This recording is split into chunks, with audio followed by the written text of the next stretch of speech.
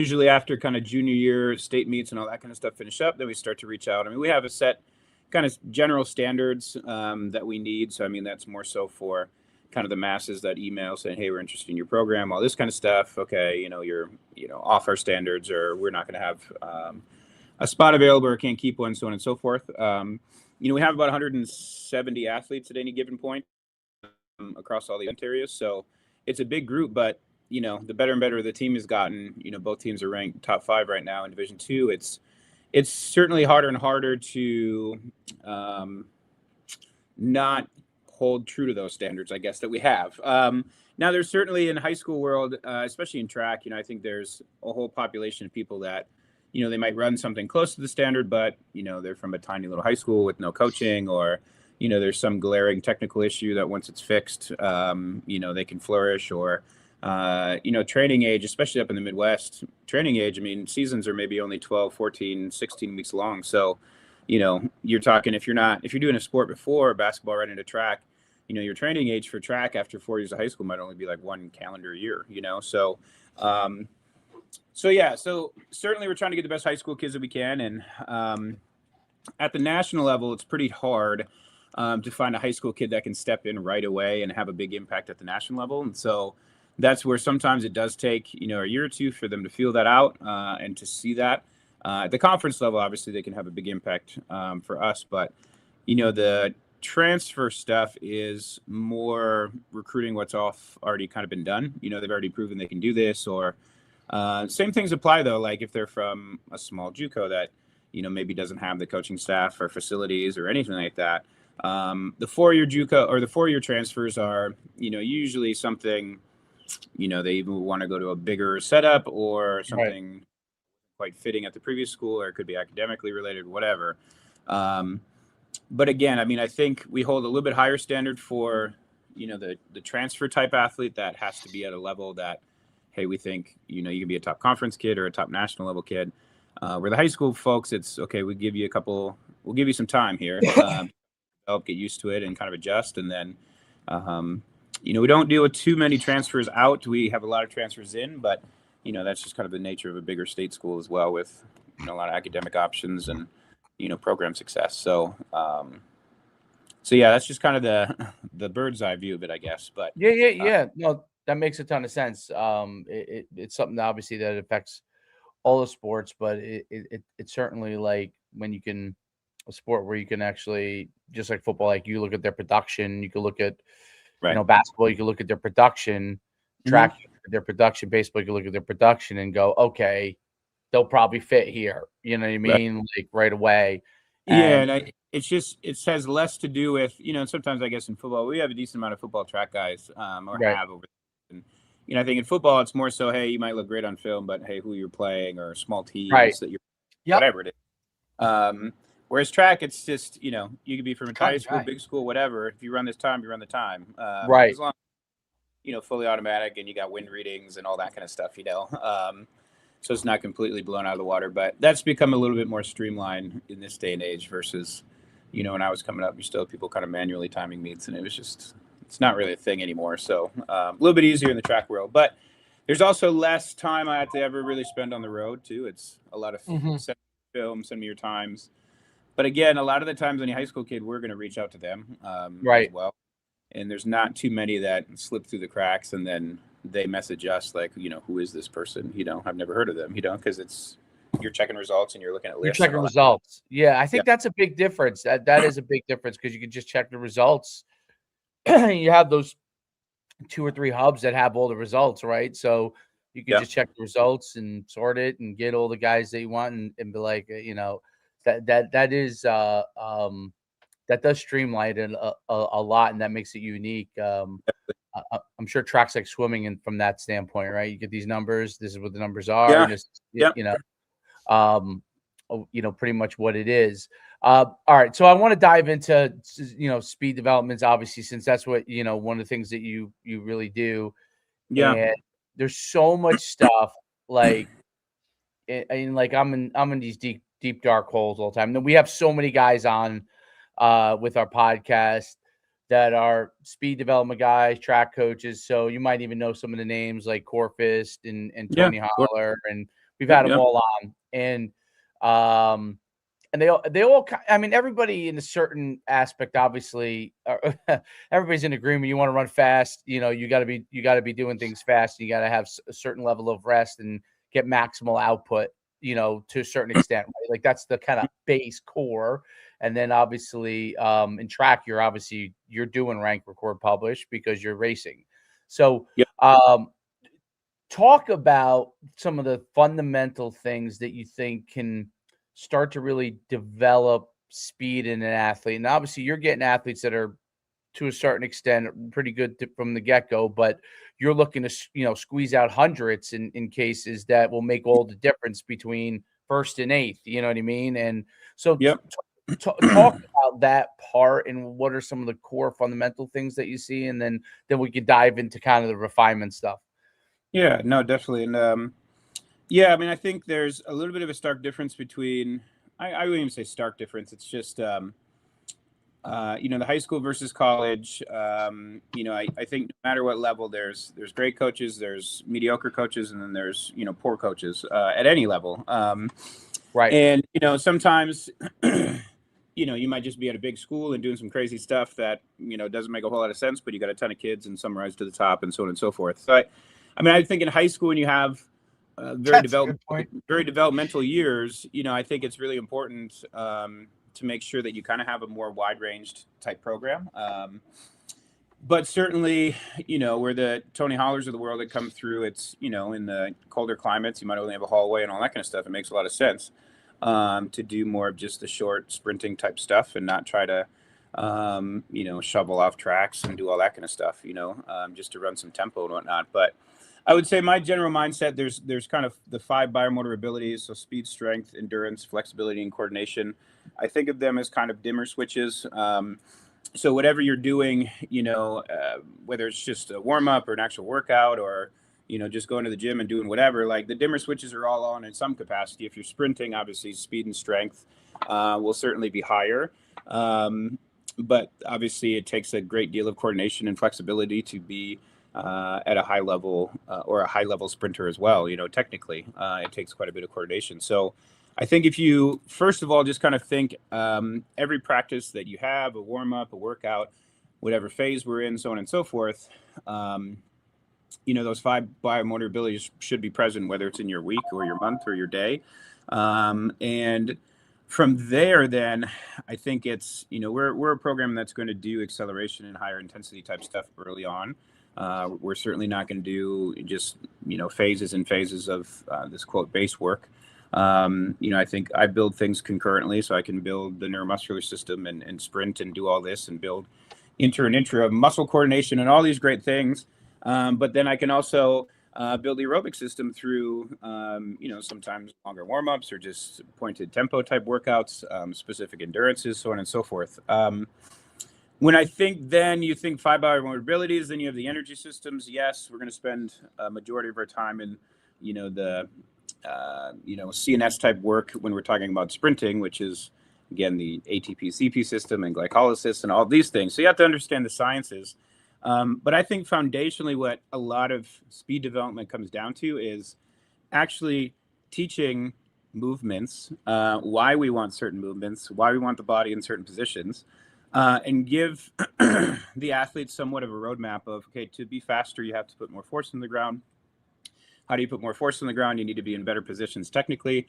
Why do we want to be in these positions, and how do we manage those over time? So whether or not you're doing a 2-point start or a 3-point start or a block start, we're looking at hip height, shin angles, so on and so forth, angles of projection. So I think a lot of it is just exposing the athletes to understanding what we're trying to do initially.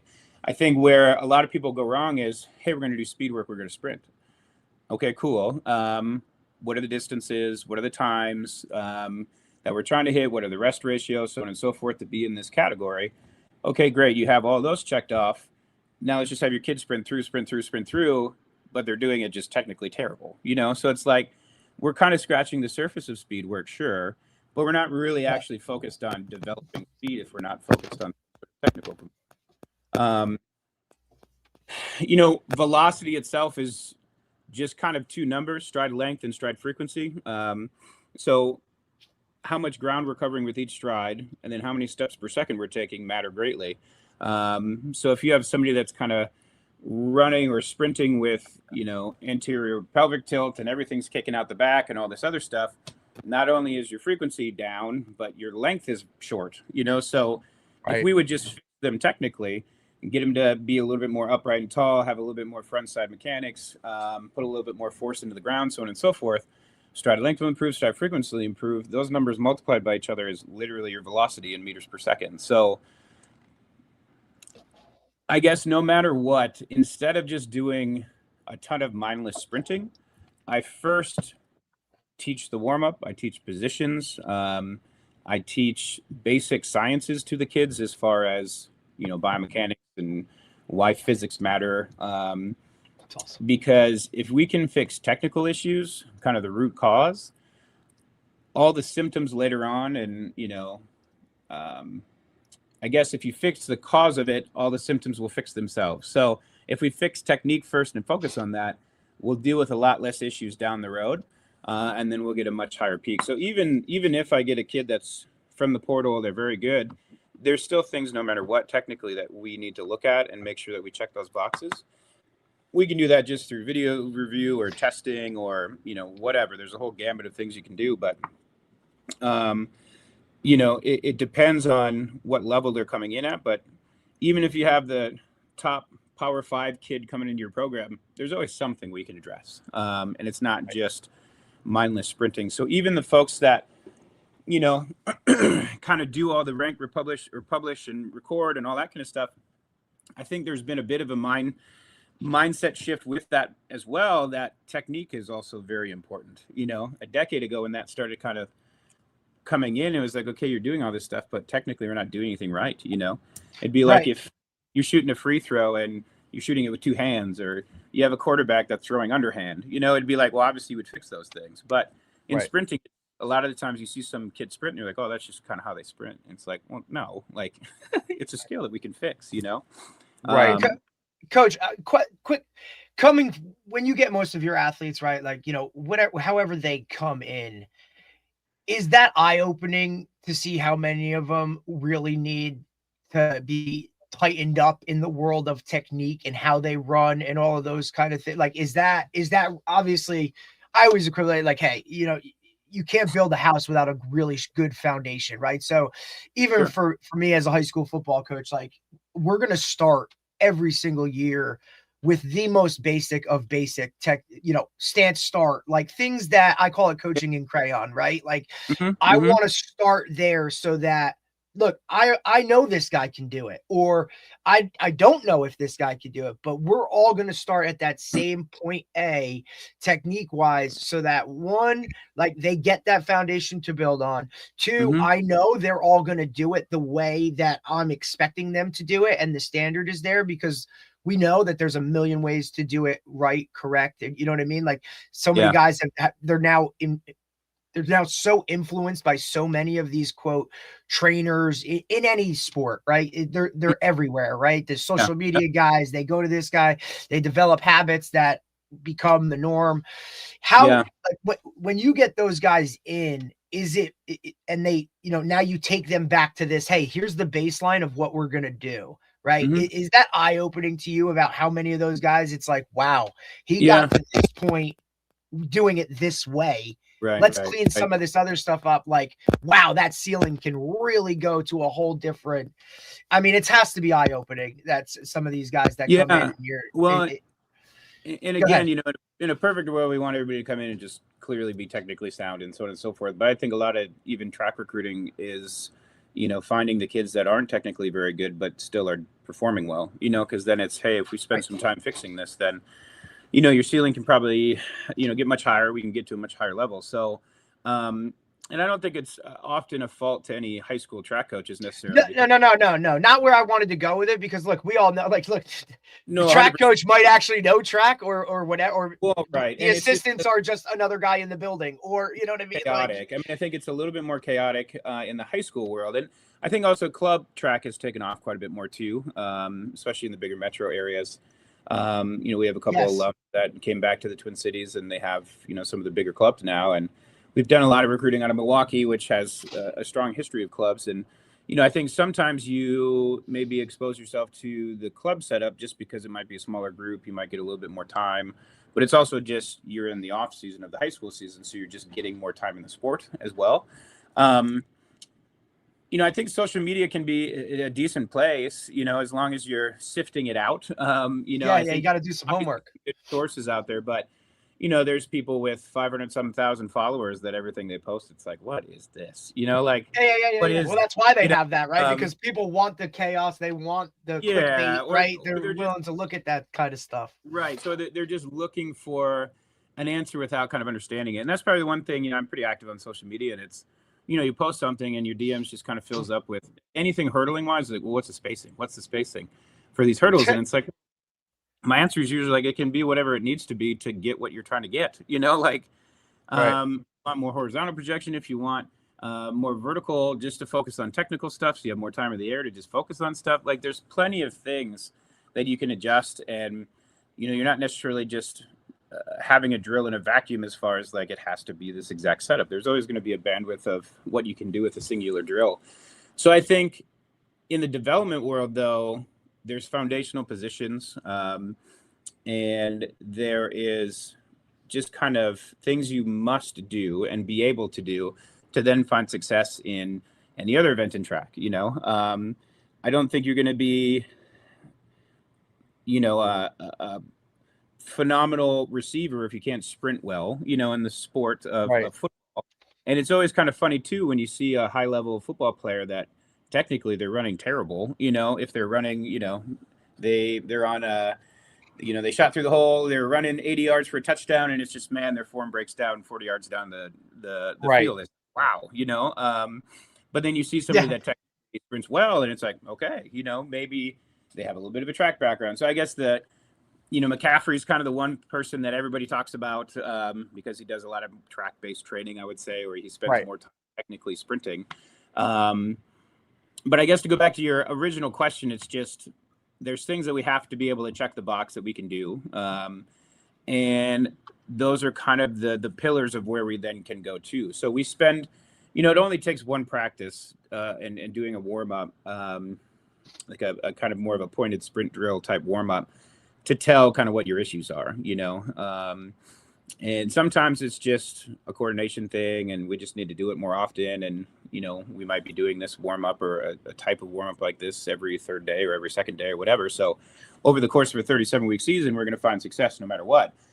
And sometimes it's just an understanding. I mean, I've certainly had kids come in that it's like, hey, we're really like backside here. We're not pushing well here. We need to be more upright and tall. And they're like, oh, okay. And then they go do it. And it's like, okay, just nobody told you to do that, or yeah. It's literally that simple, right? Yeah, it's like somebody never awareness. told you this, or and you see that a lot in hurtling, just with some basic technique stuff. Of a lead arm just never been coached to do it. Like they've just never been told about it. And so again, I think it doesn't take much, and it is eye-opening at times, but you also just assume, well, you're pleasantly surprised, I guess, if a high school kid comes in, you're like, okay, sweet, you can do all this stuff, and if so, then probably a pretty good athlete, or maybe we're a three-sport athlete, and they kind of just have some body awareness and general coordination, and they've had time developing that. But in sprinting, I think you can find some diamonds in the rough as far as just, genetically, they have great fiber counts and fiber types and all this kind of stuff. They just have no idea what they're doing, or they've never been exposed to the sport. So, so some kids, they, get incrementally better each year. Some people blow up one year and then just kind of, stay the same. Some people just get way better each year. It's just, everybody's a little bit different, but I don't think you should approach it any different as far as preaching technique and sprinting correctly from the get-go, no matter who you are. But it's my opinion. Yeah. When you talk about like forcing to the ground and turnover, right? So a couple things that come to mind. So landing position in order to generate force into the ground, and then obviously being able to, like, so for example, Usain Bolt, everyone's always like, oh, you got to turn your legs over, you got to turn your legs over. Then obviously Usain Bolt turns his legs over very fast for a guy his height, right? But because he's taller and he has an extremely fast turnover rate for his height, he's able to be the fastest guy in the world. But he's also generating more force, and so he actually stayed on the ground when he tested longer than the other sprinters, right? So what is the balance between like the force generating, like what is the optimal, like, landing position for them? Because there's so much stuff on that, like, that I think throws coaches, especially if you're like a high school coach and you're like, oh, or you're a football coach and you're trying to develop some level of speed, or even a track coach, right? And you watch this guy or that guy and this guy, and they talk about all these different things from a landing standpoint, where your feet should be. Like I'm very kind of against, like I hear some guys say like, oh, this is how every world-class sprinter's feet are when they run. And it's not really, most sprinters are not going to be world-class sprinters, right? And so you're trying to generate the most force and turnover, right, and stride length for their particular body, right? So and so that might be, a 10-3, right, for one guy, and an Olympian obviously is able to do certain things differently than that 10-3 guy, and a 10-3 guy is going to be able to do certain things differently than a 10-9 high school guy, right? So can you talk a little bit about that and maybe clear up some of your thoughts from that standpoint? Yeah, no, and it's interesting. I just had a conversation with a head football coach yesterday about starting positions for, they do a tested 20 Excel test or, just a 40-yard dash or whatever. And using football as a prime example, I think, you have to set it up like this no matter what. And then you see some kid with their foot right on the line, their hands right by their foot, and it's like shin angle straight up into the sky. It's like, well, if you put force down into the ground through your shin, where you going? You're going straight up, Right. Because the force just travels through that angle. It's Newton's third law. You get it back in the same angle. So, I've been preaching for a long time. I mean, in track, it's different. I mean, when you have blocks, you're 2 1/4, 3 1/4 steps back on the pads and all this, like you're much further back. We're trying to see certain things.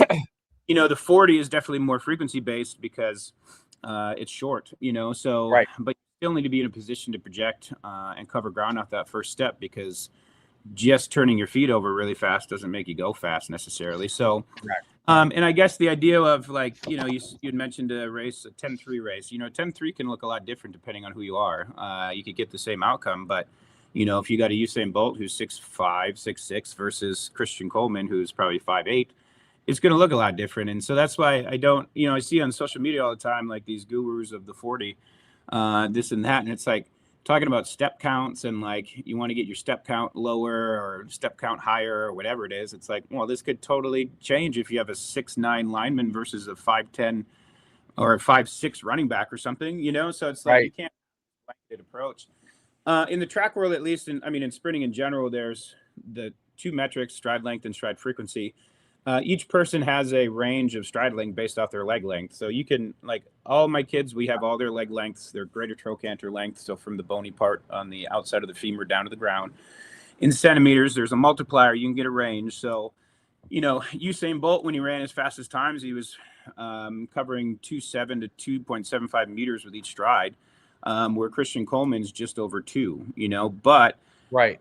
If you look at Ralph Mann's research, kind of the main biomechanist over the years, and now Ken Clark is another one kind of taking that over for USA Track and Field, getting frequency as close to 5 steps per second, that's kind of the golden standard, sure. But, Usain Bolt was in the 4.3, 4.4 range as far as steps per second. And, from a general consensus, it's like, well, that's really low, but it's obvious because he's got really long legs. Right. But if you take 4.3 and 2.75 and multiply those by each other, that's in the high 11, 12 range for meters per second. So there would be no way he could get close to 5 steps per second, because to do that, you'd have to shorten your strides, and you'd have to shorten them so much that, okay, cool, you hit 5 steps per second, but now you're covering 2 meters per stride, and now you're at 10 meters per second. So that wouldn't make any sense. So it's the idea too, like if you tell a kid to go do single leg bounding, bounding right to left, and I want you to cover a ton of ground. Okay, what do? You see longer stride lengths, But what slows down? The frequency slows down because they're covering ground and they're kind of taking that flight and so on and so forth. That's why we would never tell a kid to bound 100 meters in a Right. race. You wouldn't run very fast. So I guess it's more just like standardizing like benchmarks of what you want to see. So I think without getting too far into it, there's also, I guess, like generally we're trying to get the shins in an angle of where we're trying to get to, you know. So if we're setting up a stance for a 3-point or a block start or whatever, we want to see them roughly in a 45 to 50 degree angle matching with each other. So that's why we would set the feet up like that. So again, if you use that example of, you know, some of these 40 kids that I've seen and they put their foot right on the line, now it takes them 0.0, you know, or maybe 0.10 to 0.0 something for their shin to roll down to that angle and to push off. Now you just wasted time rolling through that and then pushing where you could just get in the position from the get-go. Right. Yep. And so that would be, and we're going to have a longer conversation about it. And I already pulled up some film of, you know, Xavier Worthy's 421, but then Kellen, a sprinter from Iowa, ran 415 at one of their games as like a halftime stunt. Yeah, had like promo. Kellen Walker, Kalen Walker, yeah. sorry. And Christian Coleman has ran 410 or something with, I don't know, it was like an old sports science show or something like that, where they had him run out and do all this kind of stuff. So, I guess without getting too far into it, there's just some standardized positions that we want to try to get into because, you know, the sciences are cruel mistresses. Like we can't just say, oh, I do it like this. It's like, well, you're not defeating physics, you know, and like your body still has to follow the laws of biomechanics and all this other stuff, you know? So I think it's educating more so of like what we're trying to actually do here versus, oh, this is how it's been done in our culture forever. Like, I still don't understand why we have football coaches hand timing 40s. It doesn't make any sense to me. Zero. You're going to be so far off if you talk about one person to the other, you know? Yes. And you know, you get everybody. It's always interesting because they just put 5 guys at the end of it, and hey, I got this, I got that, I got this, I got that. Okay, where do we go? Here we go. Give him this. Well, I had him at 4.2. I had him at 4.4. Well, what is he then? You know? Oh, he's a 4.3. Right here we go. And now that the lasers are so much better than they were, like, so originally they were not super accurate. You know, obviously a track race is the most accurate with the gun and that's the most accurate. But now they're so much more accurate, which is why it makes no sense not to do it now because you can just get a standard time across everybody. And, so you know, the Brower timing or the OV, whatever that the new one came OVR. Out. Yeah, the OVR. The Brower to me has been the tried and true, the one they've used at the combine for a long, long time. You know, but there's also the dasher. There's the free lap's fine for like the straightaway stuff, but kind of the ones where you break a plane, like the Brower system or the OVRs. Right. You know, but now you can take a $10 phone app and do the same thing. Like you can just start a timer and scroll through. So it's like I just don't think there's any reason to do any sort of manual timing anymore. But that's, you know, a little bit of a soapbox. I just, you know, you get a lot of kids, even I coach track. I get a lot of football guys sending me huddle film and all this kind of stuff and saying they ran 4.3 and all this. It's like, okay, first of all, I'm not your coach or not a football coach, but which is hilarious too, coach, because I see it a lot. It's really kind of funny. It really is. Like, and look, even Dave and I get these things like, you know, guys send us more huddle tape, like thinking that we're at like college coaches. And shit, we still get invited to showcases and combines and college camps too, because we're, you know, whatever. But so it's kind of funny that world, guys just blindly follow a squirrel, like, you know what I mean? It's just like, I'll watch your film, but I'll probably say, yeah, it looks good. Yeah, I don't know. Like, yeah. That's what I'm looking for either, you know. That's awesome. So yeah. So I guess when you look at that kind of stuff, as far as just there's the track world, if you read any of like just the standardized kind of curriculums from the Coach's Ed or, you know, any of the biomechanical books and all this, there's kind of positions we want to be in. There's always bandwidth of that for different developing levels, sure, but you know, if you want to strike slightly out in front of the center of mass or slightly out in front of your hips, whether or not you're just starting track or you're an elite, you still want to get into a similar position, you know? And if you're standing tall with your hips neutral and all is good, and then you just lift up your thigh and you get in that kind of standard A position, that's the position that we want to be looking like when we're sprinting. Sure, there's many things that can cause you to not be in that situation, but whether or not you just started or you're advanced, that's still the same kind of standardized look of what we're looking at, because biomechanics and just research has taught us that makes the most sense. Now, again, ground contact times, elites are going to be at 0.08 seconds. From touchdown to toe off on any sort of a strike. Developmental kids might be 0.10 something or 0.11, 0.12. And it's like, what will help with that over time is better technical positions. Yes, so you're spending less time technically on the ground or in a better position. But again, it's just the stronger the athlete becomes, generally speaking, the more force they can produce. Rate of force development matters. Rate coding, how you can send the messages faster and faster, how you can get your turnover, yes. But again, if I just stand in place and turn my feet over as fast as I can, be like, oh, great, but I'm not going anywhere. So the length part equally matters, So again, I'll go out to practice today, and there's certain kids I know that, okay, this person always needs to turn it over more, and this person always needs to try to cover more ground. Usually that has something to do with heights of the athlete as well. If I have a 6-foot female athlete versus the 5-foot female athlete, they're going to have different needs as far as what they have to do specifically to get faster.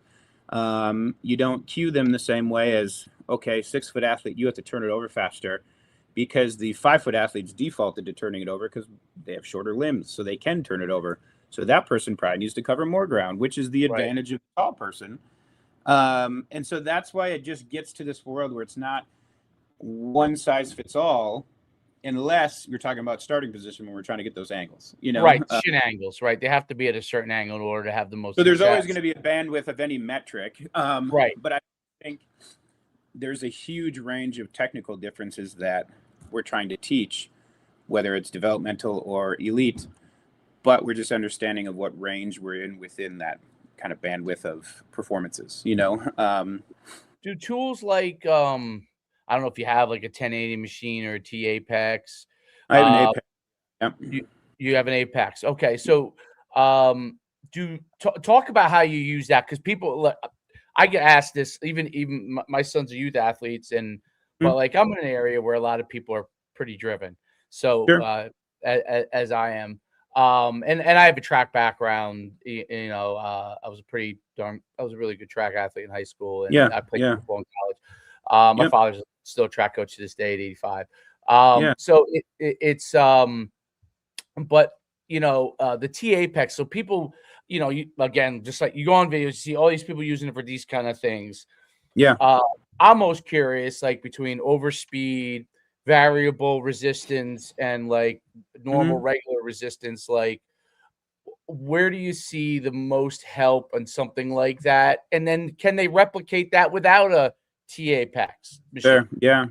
No, and resistance sprinting is great. There's a lot of ways to do it. I mean, we're built on top of a hill here campus wise, so we definitely do some shorter excels up on the hills, sleds. You can obviously get into like the Apex and the 1080 world and all that. I think there's obviously a training effect, the resisted portion of it, and there's all sorts of research, whether it's got to be heavy loaded or light loading and all this, but it's kind of what you're trying to get. Usually those resisted runs are going to affect you in acceleration the first 10 to 20 meters. After that, it won't have a massive impact, because then we're going a little bit more non-volitional, that kind of stuff, taller positions and just better positions here. But overcoming inertia, creating momentum, all of that, there's certainly merit to it. So I would say on the masses, like we do sled pulling, we'll do partner band pulling, we'll do the hill runs, we'll do stadium stairs where you're skipping multiple stairs. That's more of acceleration because you're opening up that stride. You're at an angle where if you hit every little step as fast as you can going up, that might be more upright tall position. So there's different ways to do it. The Apex is nice strictly from a diagnostic tool, I would say. Like we'll have some kids that, maybe once they get into the block position, they as well, or they think too frequency based in the start. So the Apex has been nice, and I will be honest, I just got it about 3 weeks ago. Right. Got it sent to me free of cost, so I didn't have to really invest in it and get to try it out. So that's always a bonus. Yeah, it's always a bonus. And so it's Okay, so how did you maneuver that, because, first of you all? can really dial in. How'd you maneuver getting that one for free? I talked to the right people. I'll put it that way. There you There you go. go. There you go. That's I it. talked to the right people about the right things, and it was suggested that I should get one sent to me, and it showed up at my door 3 weeks later. So it worked out pretty well. Beautiful.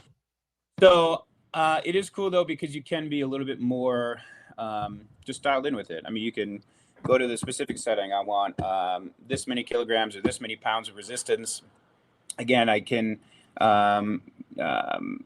do heavier stuff for more, hey, the first 10 meters, but I can do lighter stuff for more like kind of in the track world, more late acceleration through like 20, 30, 40, where you're still trying to come up and still kind of overcome that and build to your max velocity, which will be more 50, 60 some meters down the track.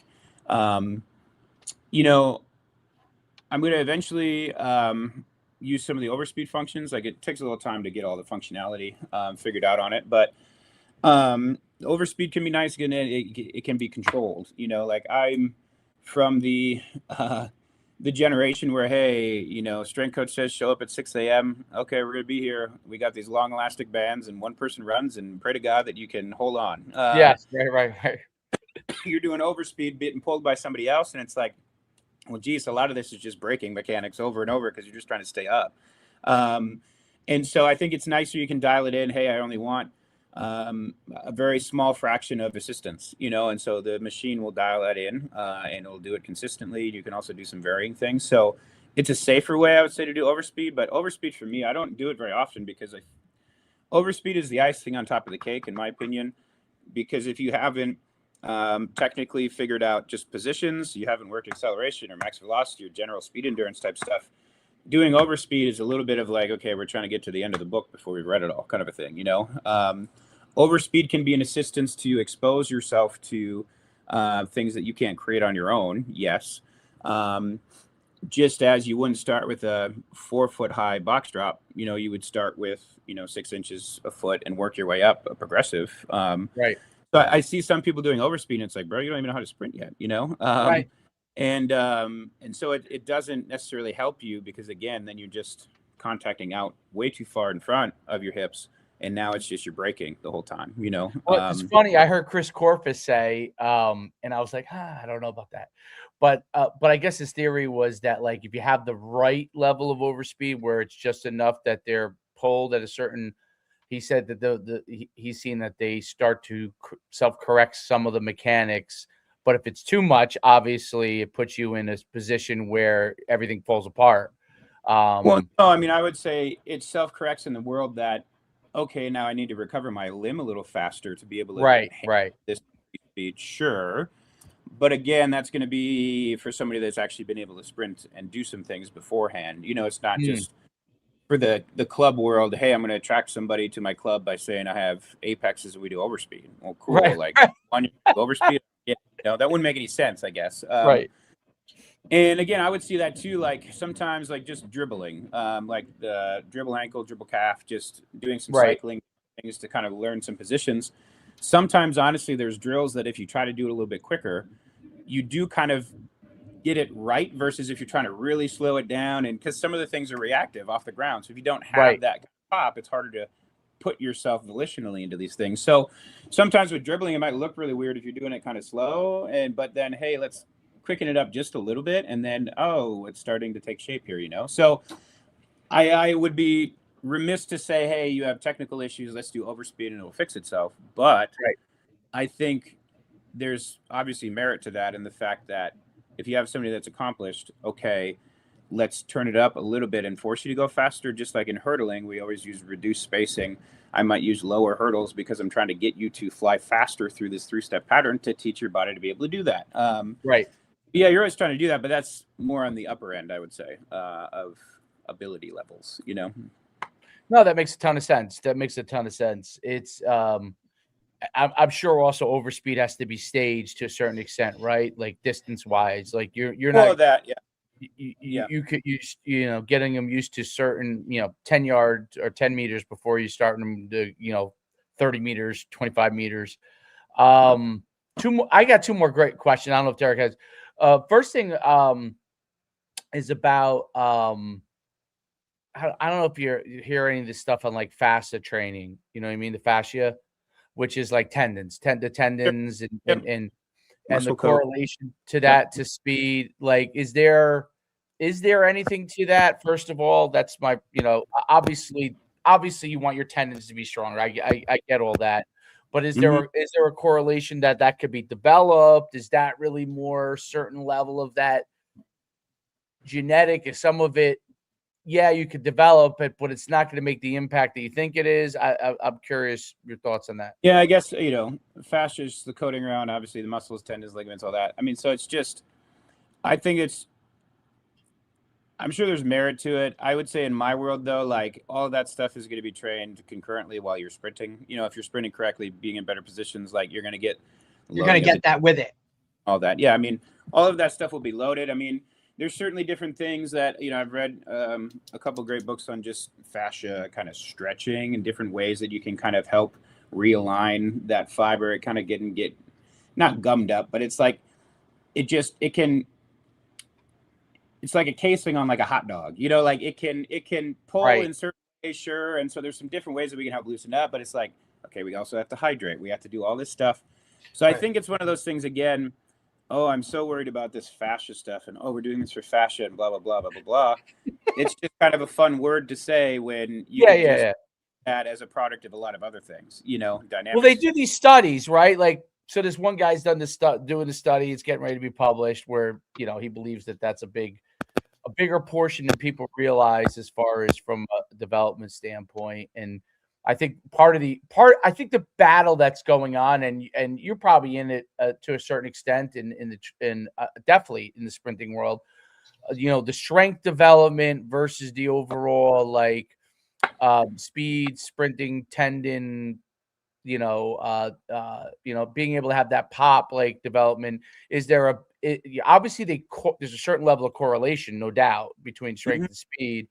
Is there a point where it becomes unproductive or more damaging? That's what Well, one of the things that I think even at the pro level athlete, like McCaffrey, right? He's kind of right on board with that. Like, he's not a huge. I mean, he looks great. Obviously, it looks like he weightlifts all the time, but it's that's not a definitely big. Speed and explosion is a big part of what he's doing than well. necessarily heavy lifting. No, I'll say that I think there's general correlations. There's a point of, okay, strong is strong enough. Now it's more Right. about rate of development. So can I actually take the strength that I have and make it powerful? Power is speed and strength kind of combined. Right. Is, Moving showing faster, themselves on. right? Like Right. moving a certain Yeah, amount of so force faster, right? Yeah. well, I think we've seen this before too. Like, we'll have some kids that have maybe transferred out because, hey, some training thing doesn't work. And even though they're running well and so on and so forth, and because I think the better and better you get at track, the more it is truly like, okay, we have these sessions, we get our stimulus, we sprint, we rest, all this. They want to get into I want to feel like I'm working harder. But really, it's like, okay, I could take a kid that's, got the highest fast twitch fiber type, barely train them, and they're going to be faster than the kid with slow twitch that's training really hard, So Right. to a certain extent, genetics is going to play a big part of that. And Absolutely. that's Yeah. what I think. There's no necessarily like biohacking is I'm going to turn all these slow twitch fibers into fast twitch fibers. That doesn't necessarily, you can't just straight up change them. Right. So it's like genetics, if you're just fast, you're going to be fast. And so like, let's not mess it up then at the same point. Like, let's not do stuff that's going to be detrimental. So, because if you get this tall, wiry, elastic, type sprinter like this, okay, the I don't remember where he's from, but the gout guy that is like Yes. rounds or whatever, and he's Super elastic. super elastic. Are you going to squat that kid like, Right. ass to grass every day? Like, there wouldn't be any point. But there's some people Right. that would say, oh, we need to get his squat up, we need to do this. And it's like that kid when he runs, he's just flipping off the ground, like he's It's just unbelievable. Yeah. and it's just a natural thing. And like, I think if you see some of our best sprinters that we've had here, those 10-0 type kids, like when they go do their, a jog, a lap or something, like they're just kind of bouncing along, and it's like, okay, why would I train this kid super long and super slow? Then there wouldn't be any sense to that. Whereas some kids that are fast, I mean, they come kind of from the other side. They're more like freight trains. It takes them a while to go in, but once they go, they can keep going, So I've had all different ranges of kids. So you have to be able to somewhat, shapeshift a little bit or just have a wider range or a Yep. wider tool use some of those things. So I think anytime you have somebody that says, hey, this is guaranteed, or you have to do this, or you do Yeah. this, and blah, blah.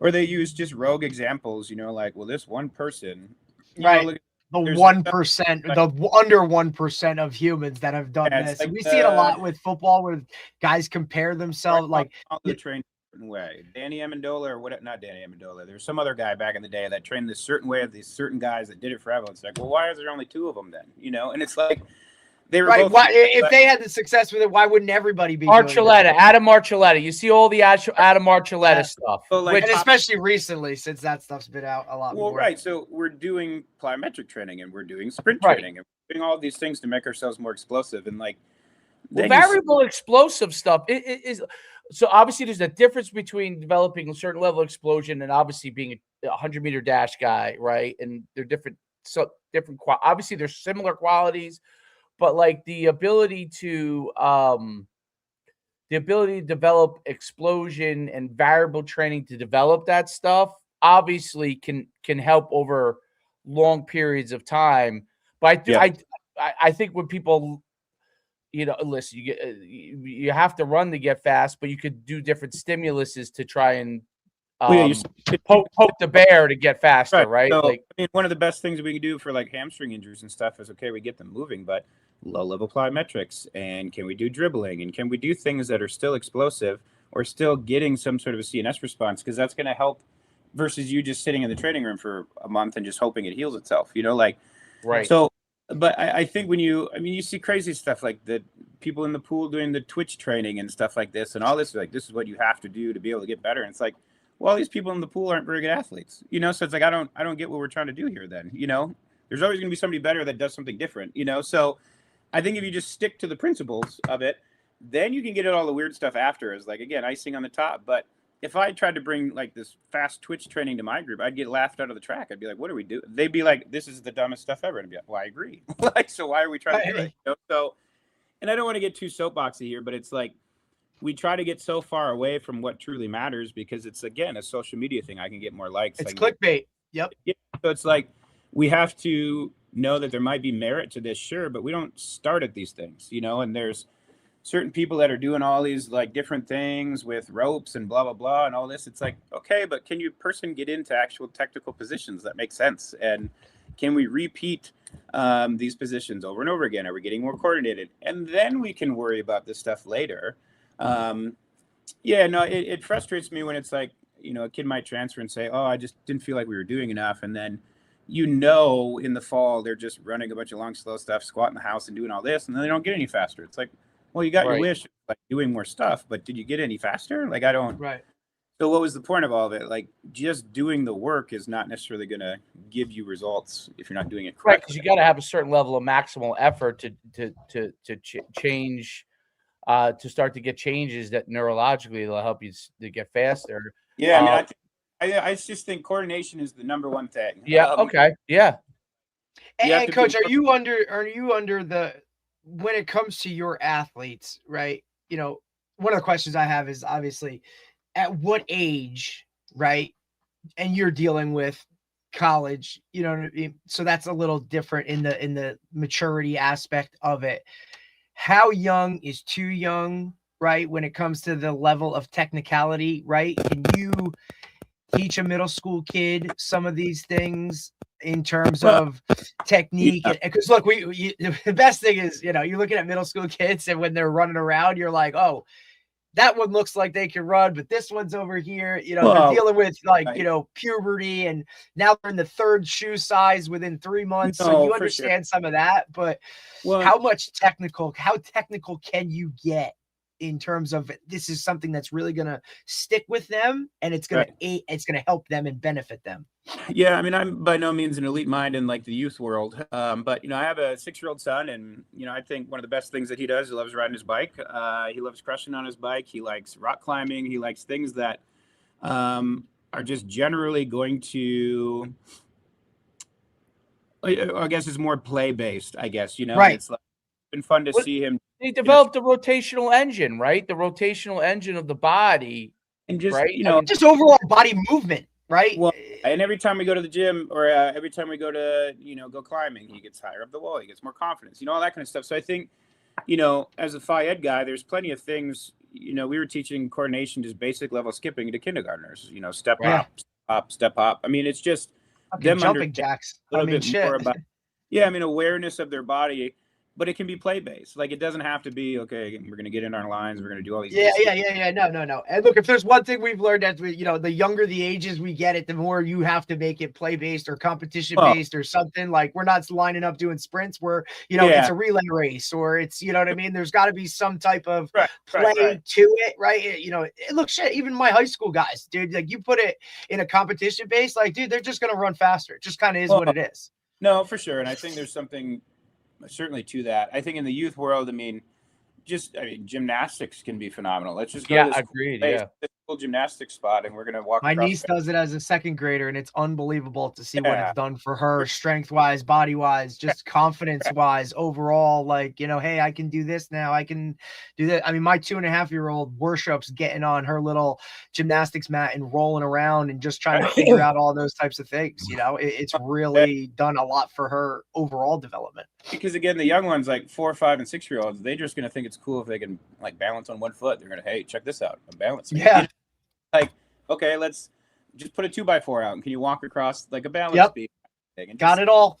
A lot of cool stuff like that, and I think absolutely, those kind of like foundational gyms, like those things that have kind of come out. It's type stuff. Like, we've had different birthday parties at those places and all that, and I think it's great. Yeah, so cool. But yeah, I mean, the need to get your kid in about. I mean, we did soccer. He had a good time. It's always the number one for youth sport. They started as young as possible. But it's like, man, I don't want to get him in. There's no travel stuff. There's no nothing. Like, let's just figure out what you like first. And I think, hockey up here is a big culture thing. And, by the time they can walk, they're in skates and trying to do all this. And it's like. But just ice skating in general, though, for a kid is unbelievable. Yeah, so like learning how to skate first before you're putting all the hockey stuff. Like we did a hockey day thing. We can go and try everything on, try to skate. It's like, well, our kid couldn't skate, so like, what's the point of being on this hockey? Yeah, so like, let's learn to skate. I remember, at Duluth, we have when I was there, we had a really good hockey team. They won a national title. All this, I was in. A lot of those guys were Phi Ed majors, so we'd be in different things. And we had a skating class, and obviously you had all these high level hockey players, these drafted kids, and all this. And a lot of them were always talking about like, I had skating coaches growing up that were like figure skating people, so it was more just, awareness while you're skating, different things, different balancing stuff, because you look at what some of these hockey guys can do in a game, and it's just like, man, that's astounding. Like, what do that, and then they can do it on skates. And, my thing is I can skate well, I can do all that, backwards, doing all this, blah, blah, blah, but like hockey stopping, like I'm not very good at it. And it's just amazing to me when somebody can just go out and just like, they just do it.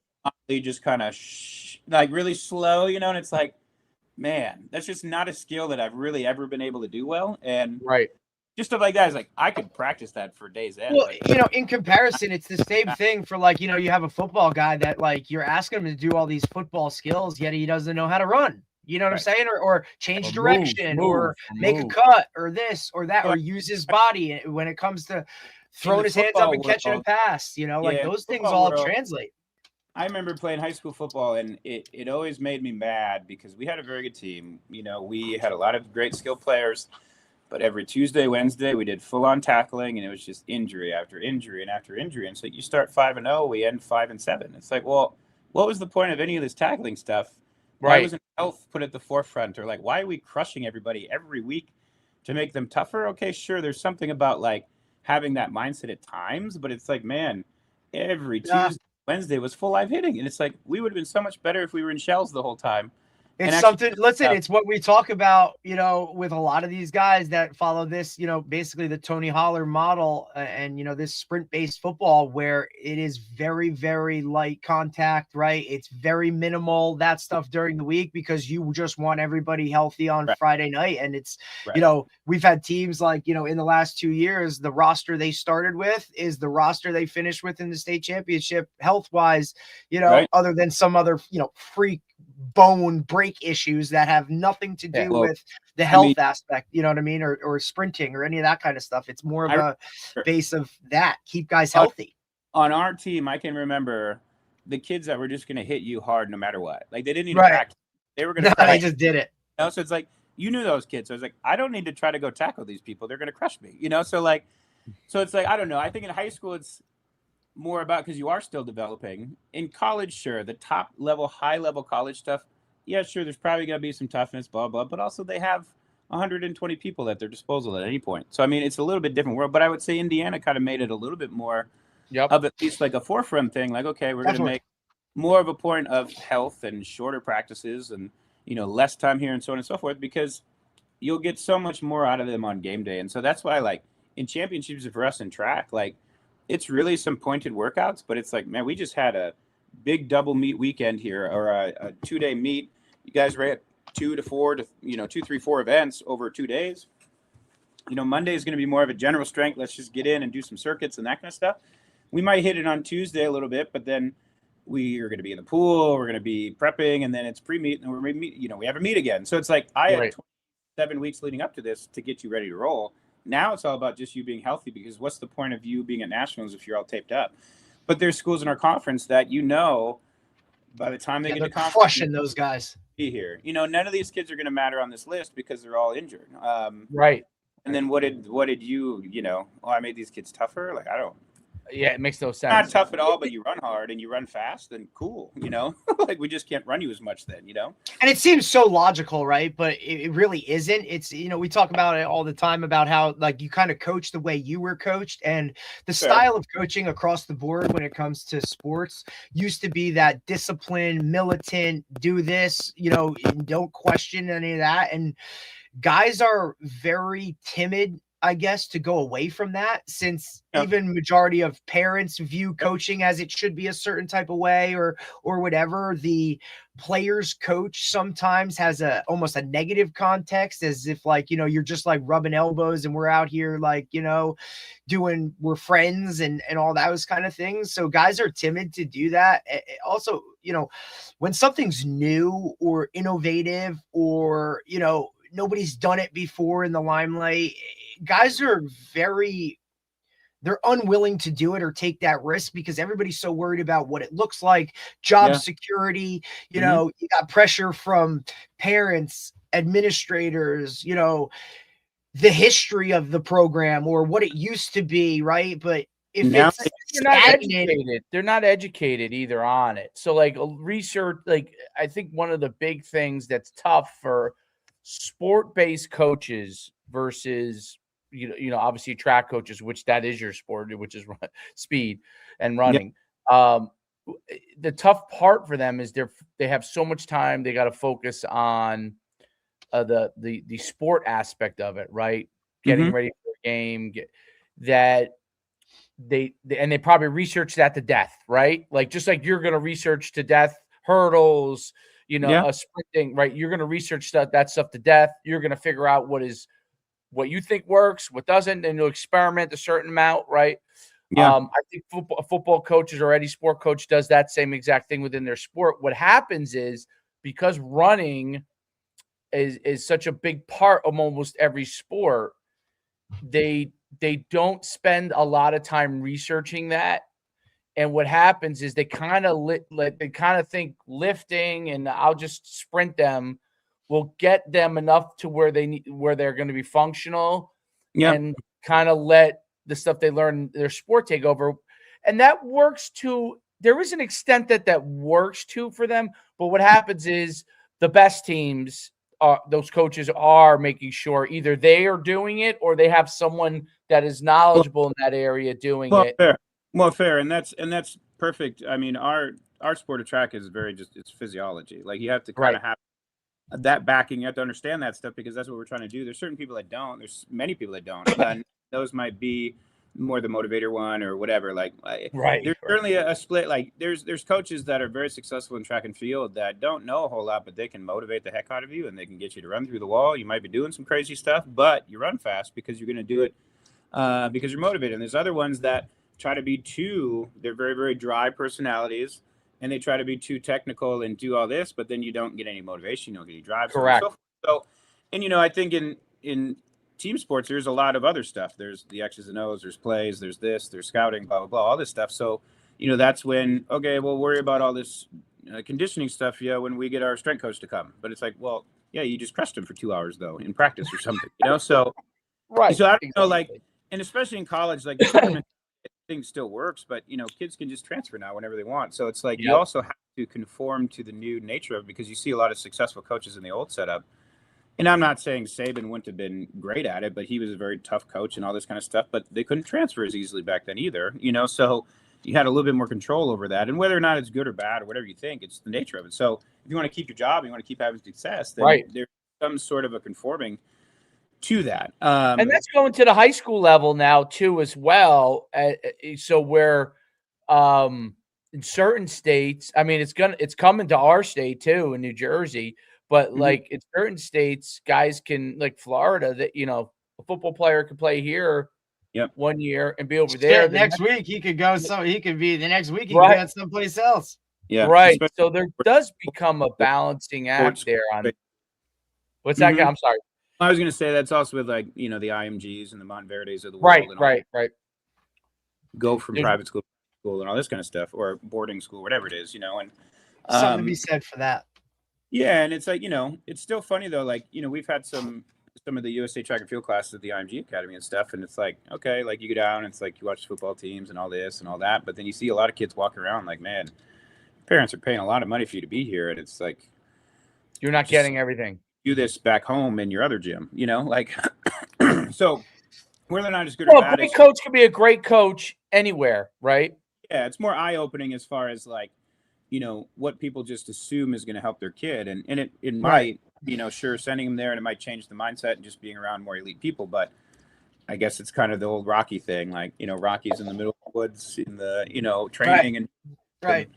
you know, the Drago is doing all the sophisticated science stuff, and it's like, you know, sometimes that stuff matters, yes, but man, you don't need much to be a successful track coach, and the more and more crap you get, it's just kind of like, okay, I got to try to work this in somewhere, and it's like I could just do this Right. the other Got to way. use it. I got to use it now because I have it. Yeah, so That's a great point, by the way. That you can get Sometimes caught up. over information and over, you know what I mean? It's almost like, oh, it's overkill, right? Because now you're throwing so much into it and Just you're being looking at so many things where literally the simplicity of it is really what it comes down to. And if that foundation isn't there, it doesn't matter how many bells and whistles you I think the have. bells and whistles are variables too, right, Derek? Like they're you can use them as a variable. That's what I think a lot of them end up becoming.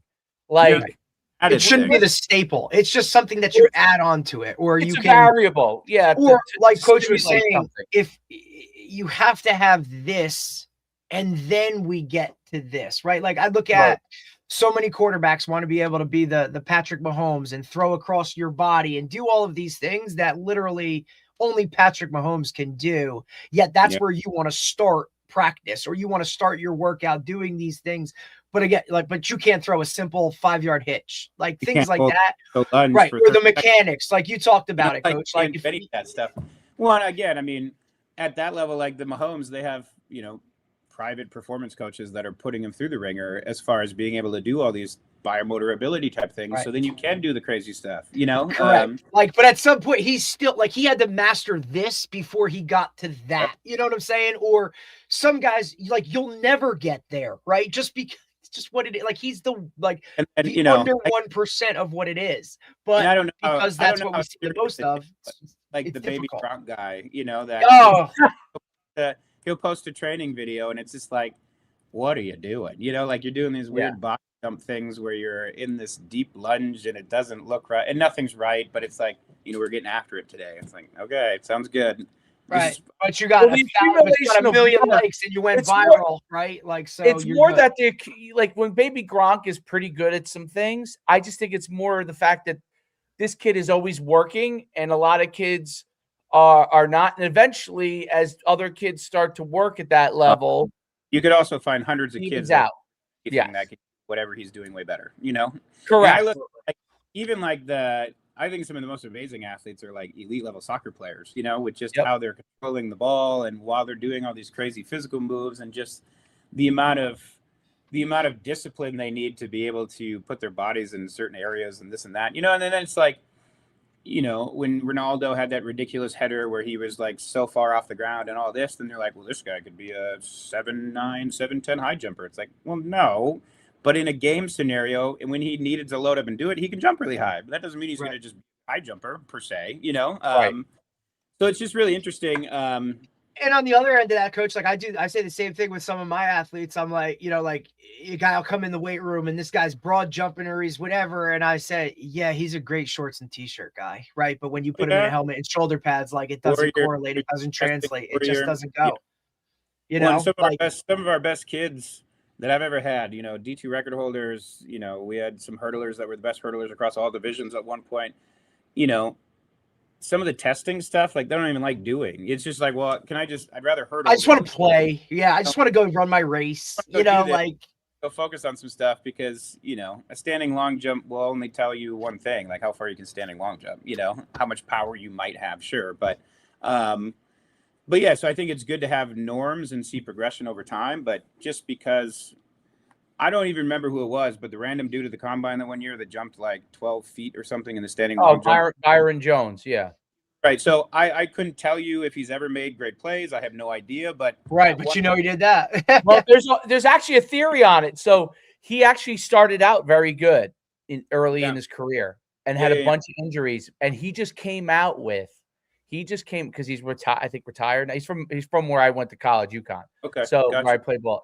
So he just came out with a whole thing that he said what's done in the NFL strength and conditioning space ended up hurting his longevity as an athlete, and that he should have stuck with kind of some of the outside stuff that he did, meaning like one leg development. Like he was a very springy guy, and he went really heavy into like trying to be durable by lifting, and it actually worked. Again, he said he came in. What's crazy is he said he could barely jump now. All the injuries.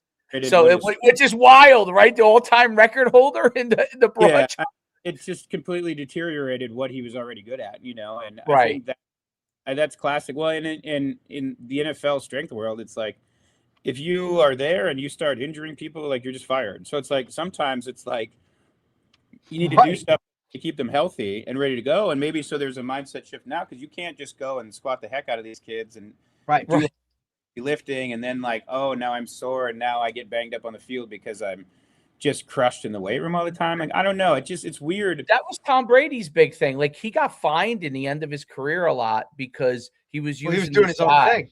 Yeah. He had a guy that he thought helped him. And that was actually source of his conflict with him and Belichick in the end too.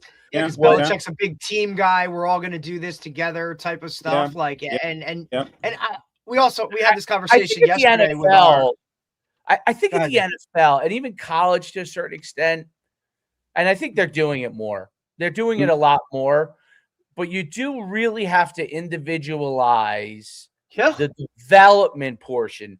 The team portion is what you do on the field, right? The plays. But I think you're starting to see that like you got to individualize what they're doing. To a certain extent, and if you can't, I think you have to have someone you could recommend if they don't have someone themselves, which probably most of them do at the higher levels. But if they don't, you say, hey, listen, I have something. Like I think you have to have it in your back pocket because the last thing I think an NFL team will want to be liable is like someone like Byron Jones turns around and say, hey, you cost me my career. Because they can make the actual research link to it.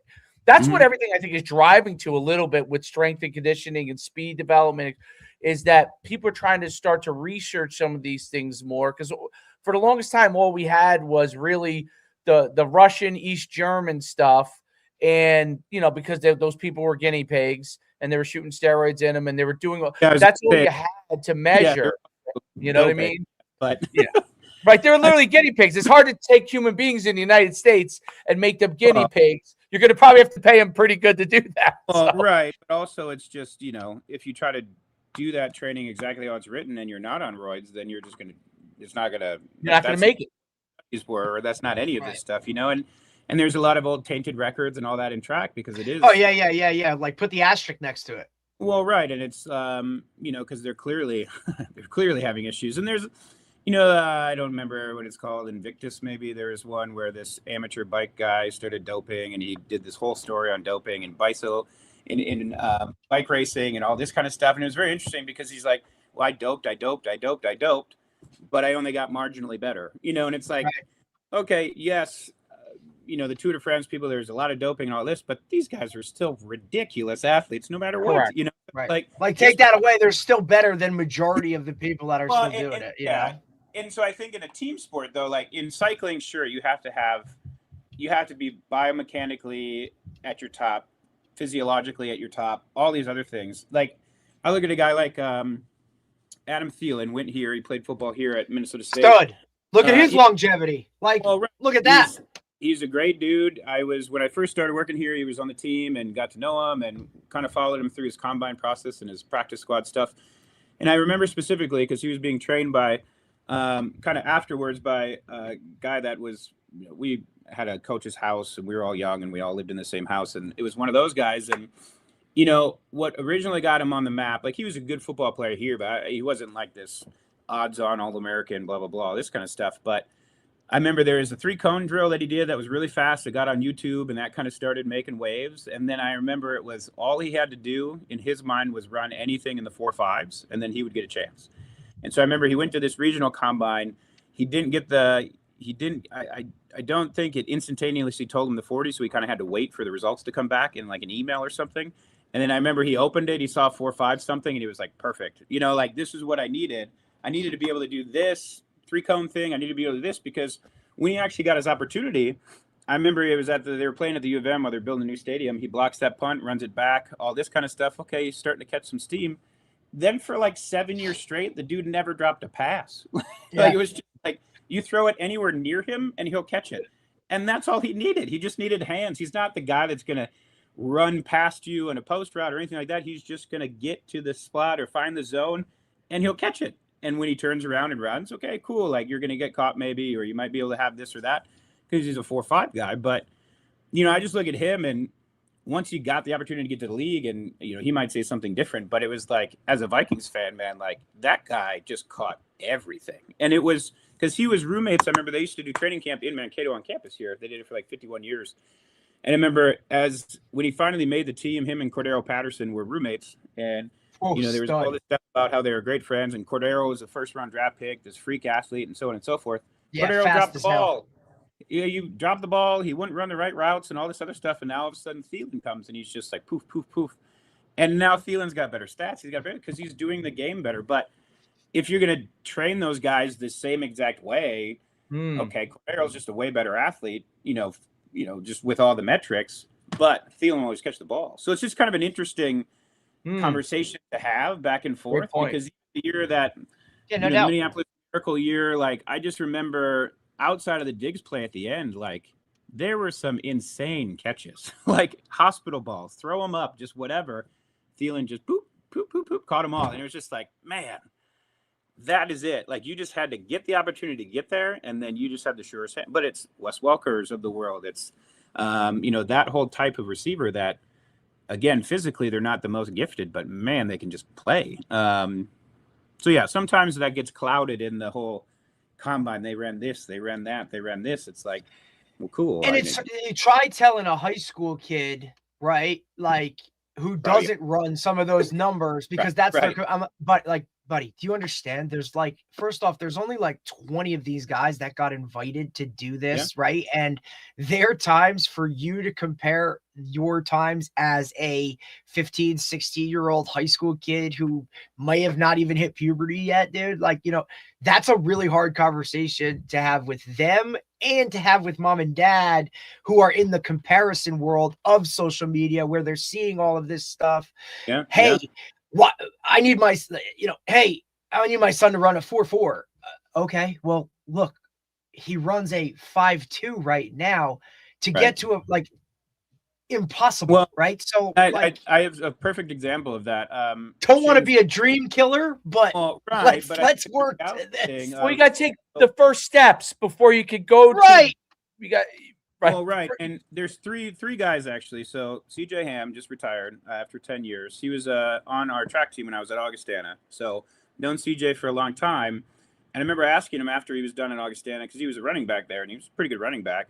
But, he's like, well, I'm going to try to go to the NFL and chase the dream and this, that, and that. And I was like, oh, okay, cool. Like, sweet. Well, hopefully it works out. You go to the regional combines, and it's like, as a fullback, you make total sense. You're just this big, bruising, bulking guy. Found the right spot, found the right setup. But it was never going to be as a running back. Same thing, Shane Zylstra. I think he's still on the Lions. Brandon Zylstra, his brother was on the Vikings and Carolina Panthers for a while. Zylstra played here. And I remember I was helping him with some just combine prep stuff. And, he was a great receiver here and all this. But, we were working on some 40 stuff, and I was timing him, and I was just like, we're at like 4.8, 4.7 here. Like, we don't have the wheels that you probably need, but he found a niche as a tight end, So it's like, you're tall, you got this. Speed's not as important, but you better learn how to block. You better learn how to do this. And then the last one, Trey Vavel, he was a cornerback for us, transferred in. He ran track for me. Vikings came down, the Bears came down to our dome, and he had to run the 40 at 8 a.m. And we were working on a bunch of stuff track-wise. He was a good kid. He ran 10.5 or something for us. And I was like, man, if you can run 4.40 something, he was a good cornerback. I was like, I bet you'll get a shot somewhere, Right. Ran 4.42 twice for those guys, and it was like, poof, that's your ticket. You're like, thank you. Made it to the Falcons camp and did all that kind of stuff. And now I think he was the rookie of the year in the CFL this last year for the Winnipeg team. What are they, Blue Bombers, I think? Is that the thing? Yeah. Yep.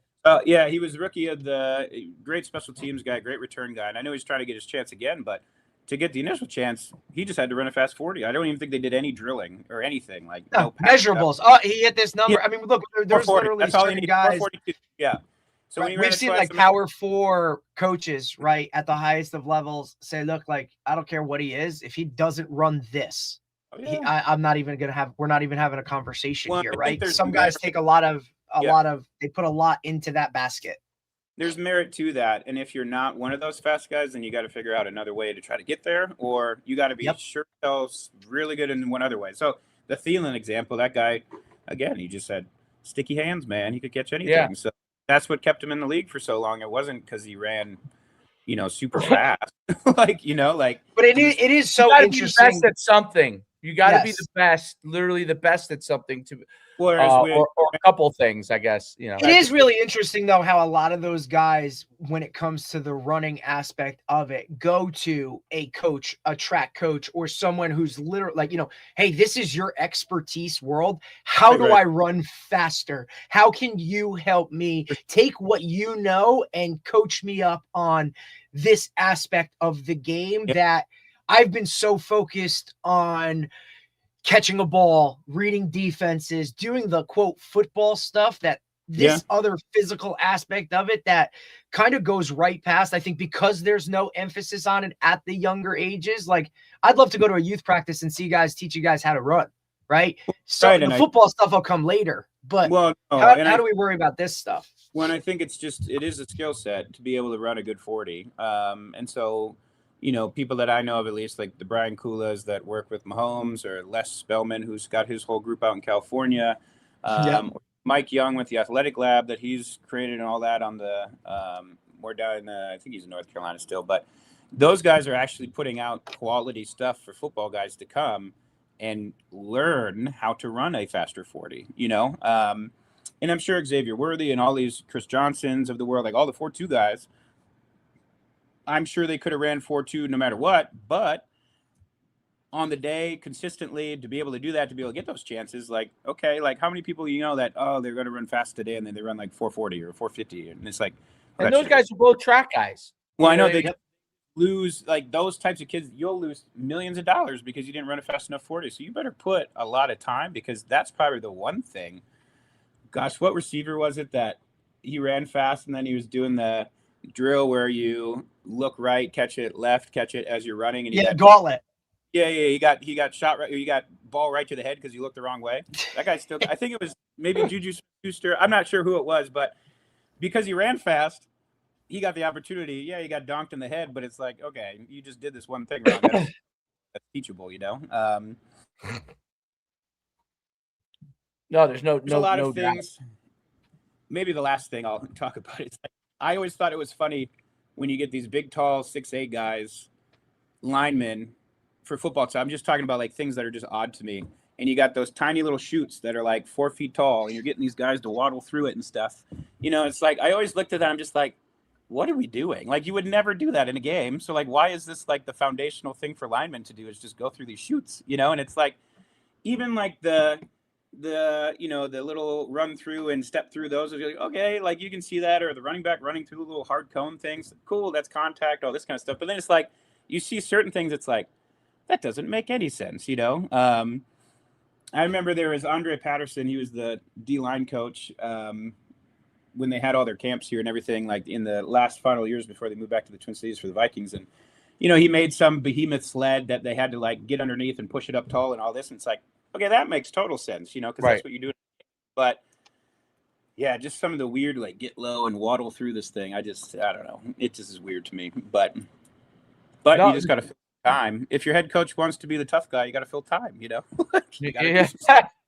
Well, I think that's what's changing, the efficiency part of. I think this is every sport too. Like, I mean, they're all trying to get to like, what can we do that's applicable to what we have to do playing wise as efficiently as possible, and then and develop them, and then obviously get them to be able to perform at their highest level. I look, I'm glad that Indiana won the championship, not just because obviously I think that's what he did is pretty amazing, but it kind of will open more eyes that there's another way to do things that might be more efficient. And it was kind of interesting because, part of James Franklin's firing at Penn State was a little bit, not just the alumni, but there was also a player, a lot of players was rumblings that his 3-hour practices were hurting them late in the year. You know what I mean? So like early in the year. So one of the things about that, and me and Derek have talked about this a lot. What is your goal to develop somebody within the season, right? Because there's a long season. There's a long season in track, college track in particular, right? Yeah.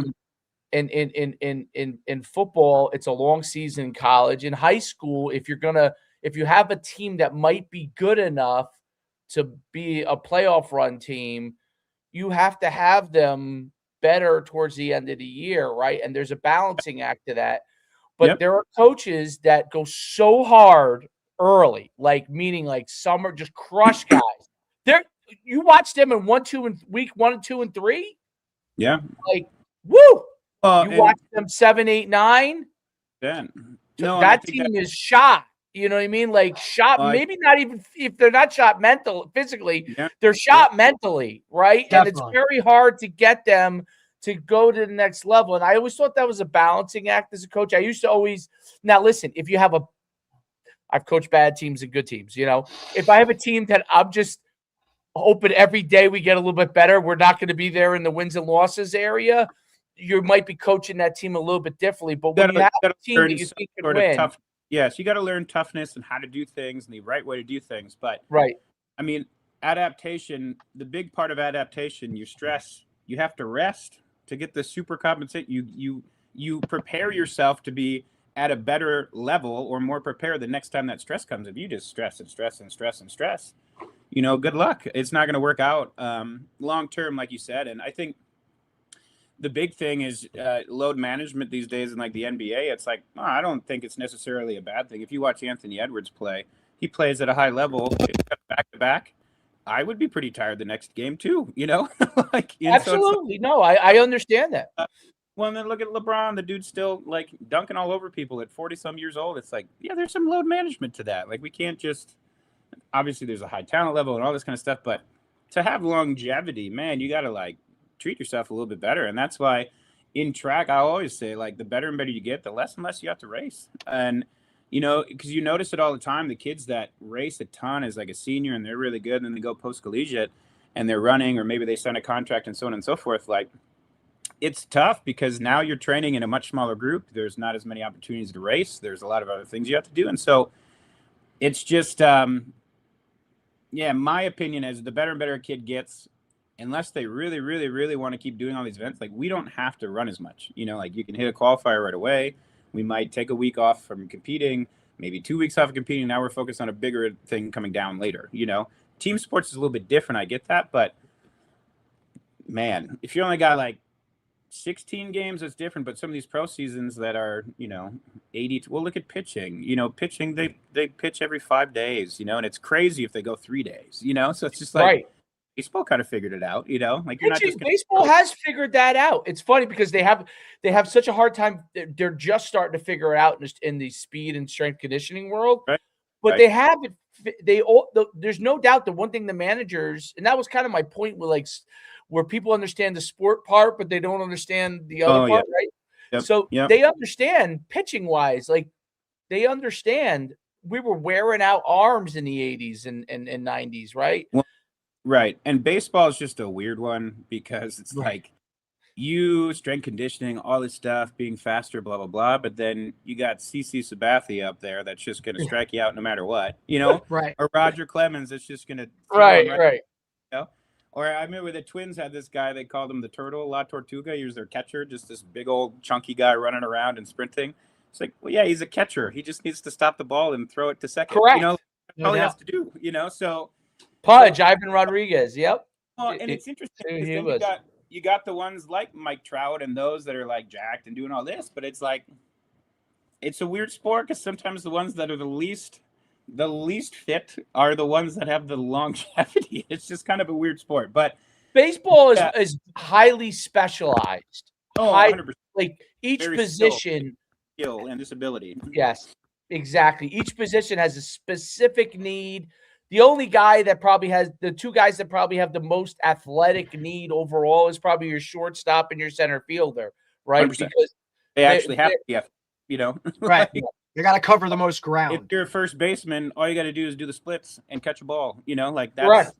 probably your one thing that you need to be good at. You got to have some flexibility and coordination. Right. You don't have to be able to sprint because you're just going to the bag and waiting for it to get thrown to you. And that could be some baseball guys probably pissed right now, but no, but I think they recognize the specialization of it. I think you see it, and it's funny because in the strength conditioning space, they had a hard time figuring out. I remember when I don't remember if it was the Yankees or the Mets. I think it was Yankees. The Mets. It was Yankees that had the guys that were pulling hamstrings left and right because they had some guy doing like Nordics and crazy stuff on their hamstrings, and they were pulling. And the guy, I mean, they fired him like midway through the season. You know what I mean? Because they were like, we've never had more than one or two of these in the season. We got like 8, hamstring pulls. Becoming a major issue now. So right. No, each sport, it's kind of fun just to have conversations and talk about it. Each sport is different, but then there just are some foundational things that every sport needs. But yeah, I just kind of summing our whole conversation. I think it's you just got to focus on the basics first. And honestly, the further and further I feel like somebody gets, the basics remain important no matter what. You internalize them, you're able to coordinate it faster and all this, but man, it's still good to go back and focus on some of those things and kind of reset each time. But no doubt.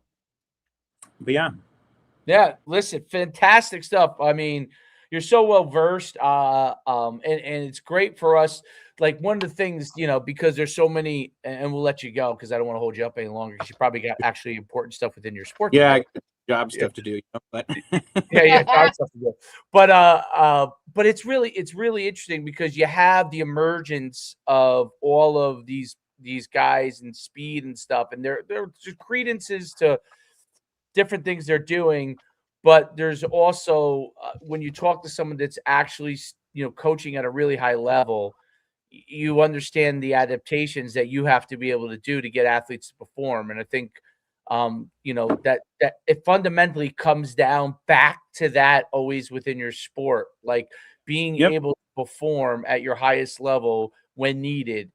And I think that's really, really some great points you brought up. And I think the last thing you said that was really, really so important. Like there's some guys that look great in workouts, and then when the gun goes off, like I always say this, like guys can factor everything they can, all the stuff, all the testing, and then when some guys are in a race and another, like Derek said before too, when someone is next to them, or someone's playing against them, they just can go to a Mhm. little higher level. And, like you could even say Mhm. that Usain Bolt, like what's the does Usain Bolt win by 10 meters every time? No, he's barely winning these races. He's also Right. able Right. to compete in a way that Yeah. allows him to win every time that is different than anybody else. There might be a Yeah. guy that they go through the metrics and all these different things might even be better than him. I would Yeah. say Asafa Powell, the difference between Asafa Powell and Usain Bolt is Usain Bolt, to me, was a slightly better competitor than Asafa Powell. I mean, I think there's definitely some truth to that, and I think you finally, you found a guy that genetically and anthropometrically and all those things were just a tick above, maybe, but then it's just like he had to learn how to compete, and because that's the biggest thing, the stress of competition and all the prep leading up to it, and everybody's talking, especially social media, like that could delete a lot of things that you've done in practice, and so handling stress is a big part of it, and it takes some people a lot longer to figure it out, a lot more competitions to figure out. But man, when that you can finally kind of check the box of, okay, I can put this kid out there and they're going to do just fine every time, or they're going to be prepared, or they're going to at least put their best effort in. That's a huge win at times, because the bigger and bigger meets you go to, the less time you have with them before, because they got to go to the call, they got to go to clerking, they got to get out there, and so on and so forth. So it might be 45 minutes that I say the last thing to them, and then they're out there, and you're just kind of sitting in the stands going, well, hope it works out. Or I'm warming up the next kid for the next race, and I don't even watch the race, Right. So, yeah.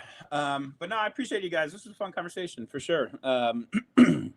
It's good to just talk some shop every once in a while, No, Appreciate you, doubt Coach. about it.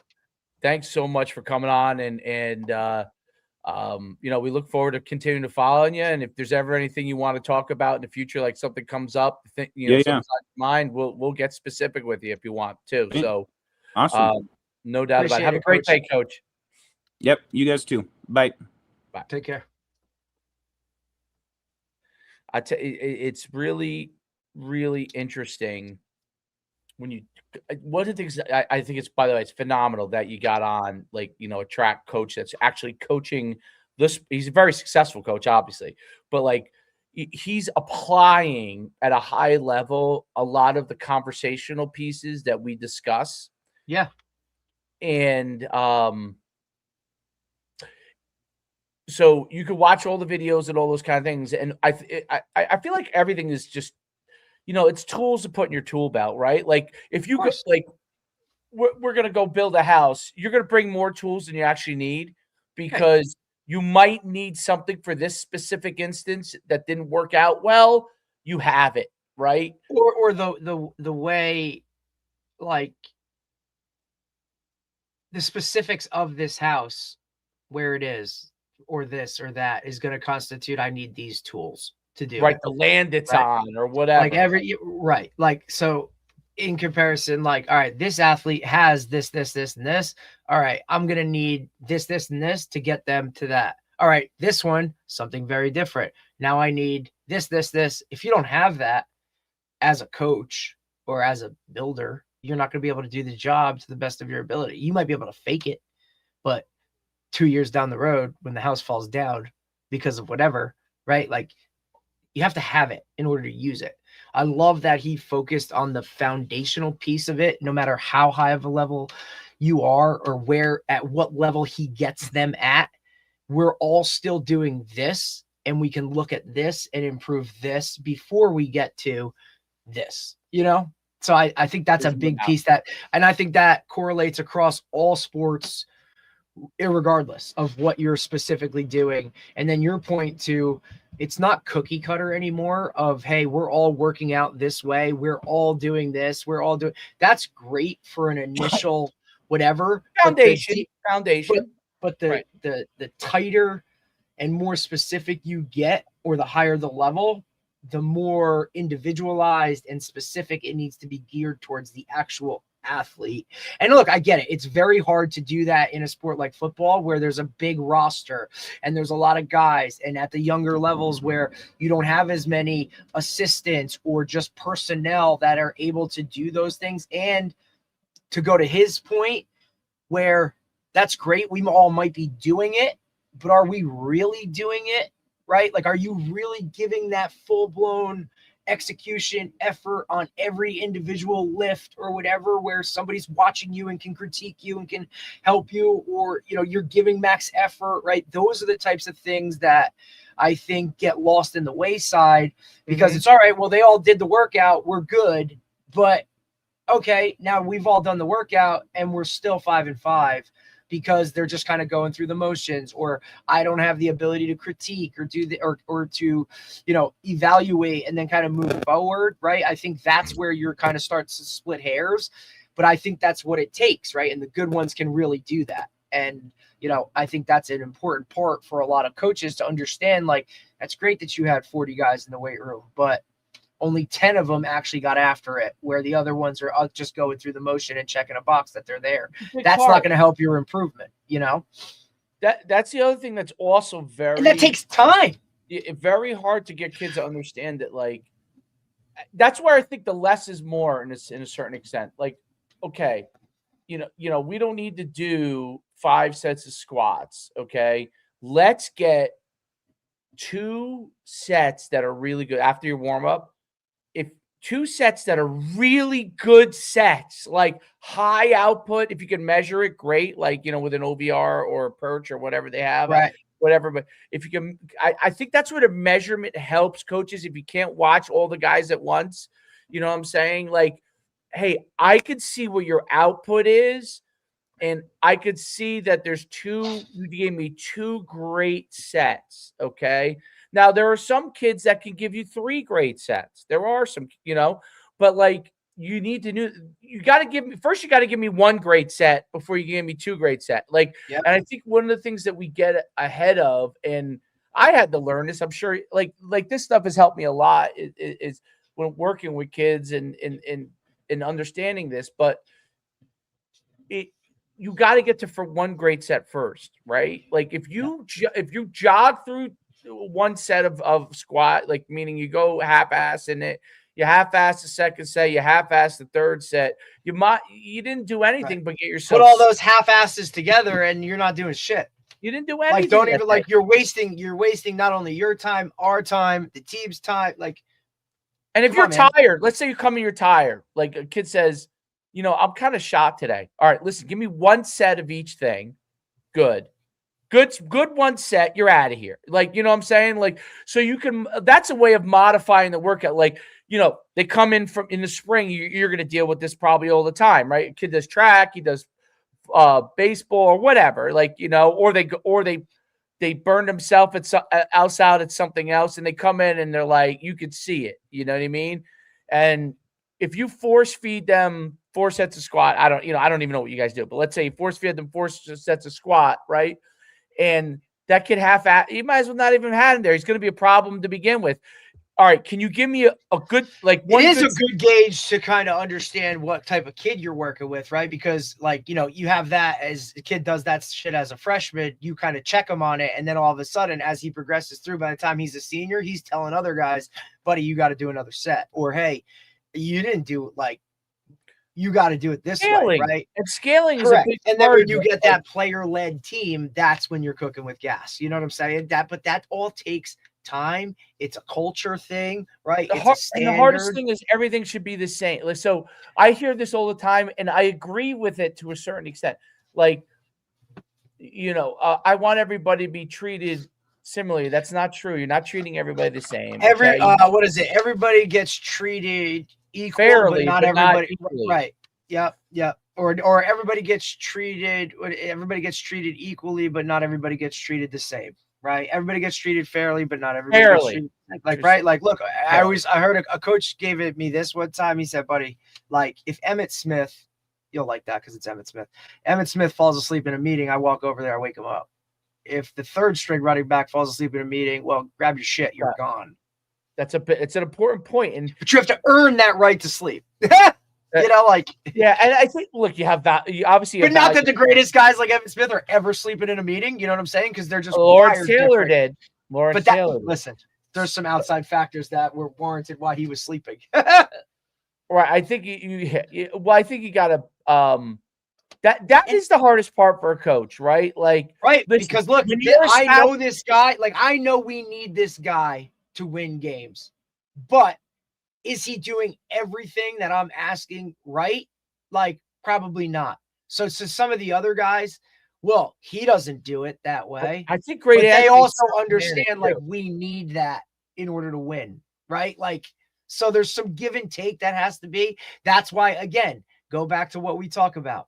You don't set rules, it's standards, and you can't put that stuff on there if you're not gonna hold it to it. So, hey man, you didn't make 4 lifts this week, you're not playing, right? Like, now when a Star guy player you doesn't need make doesn't do it, now you're holding now what do you do? Right? Now who What- are you? What's that look? Because kids see all of that shit, dude.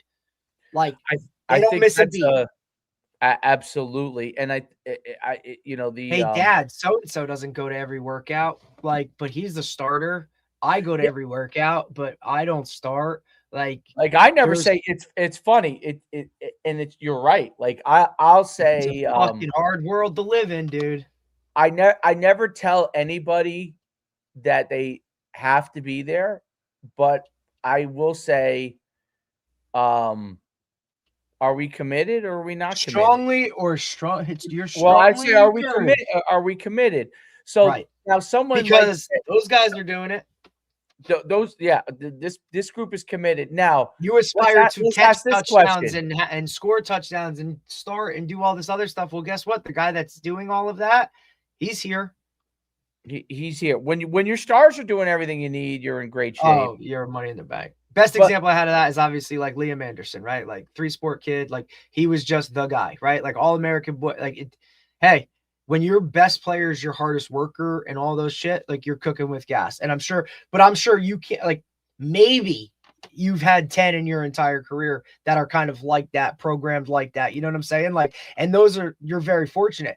A lot of guys you see with all of that talent and should be that aren't that because they've gotten away with doing minimal work and still succeeding at a high level. They've always been the best player, irregardless of how strong they are or how they do these other things, right? So they're just natural. Like, they've just been really good, which that's where that kid needs to get taken out of that little comfort zone of dominating their local area, just being whatever, go to one of these bigger things where there's kids from all over. They get a little humbled, like, oh shit. That's why adjustment to year one post high school playing is a big adjustment for guys. And a lot of guys can't handle not being the guy because they've always been, right? Now, oh, I got to work a little more, or I got to push a little bit because I used to be able to be the best not doing any of this. Now, all of a sudden, I'm not the best. Maybe I should do this. Well, yeah. You know, that adjustment's hard for a lot of kids. And parents, like, what do you mean my kid's not starting? Well, no one starts as a freshman unless you're, you know what I mean? Like, but if you've never been exposed to any of that other things, like, you know, hey, why do I go to this camp and the coach isn't talking to me? Well, dude, like, they don't even know who you are. Go separate yourself. Or now's where you need that extra boost of, hey, like, I thought I was good. And it's not that you can't get to where that is, but you have to put the work in. And are you willing to do that? Don't tell me you want to be a great athlete if you're not doing the things necessary to be a great athlete. And that doesn't mean no you need to run doubt. 50 100s. It means the things that are required to be good at whatever your position or sport is. And it's very specific. Right. If you're a baseball player and you want to be the best hitter you can, you're going to have to take a certain amount of swings correctly in order to get good at hitting a baseball. Right? You're going to have to see you're going to have them throw a certain amount of curveballs to you. You're going to have them throw a certain amount of sliders to you. You got to have them throw a certain amount of fastballs. You can't just sit here and do the bare minimum and hope it's going to happen. Be on that next level. That's not how this works. If you succeed, otherwise, if you succeed that week and you didn't do it, it's just luck. You got lucky. Right. And I think Greg Olson said it the best. The worst thing in the world is his kids go to a weekend baseball tournament after not having done anything all week and they go 3 for 3, right? He's like, oh, well, now it just showed that they don't have to do shit and they can still be successful. Now you go to that baseball tournament, you go 0 for 3 after not doing anything. Hey, did you take any swings this week? No. Well, there you go. There's the direct correlation. But it's funny how sports work like that. Sometimes like you can get away with it, but consistency is key. And I think that's really what it comes down to.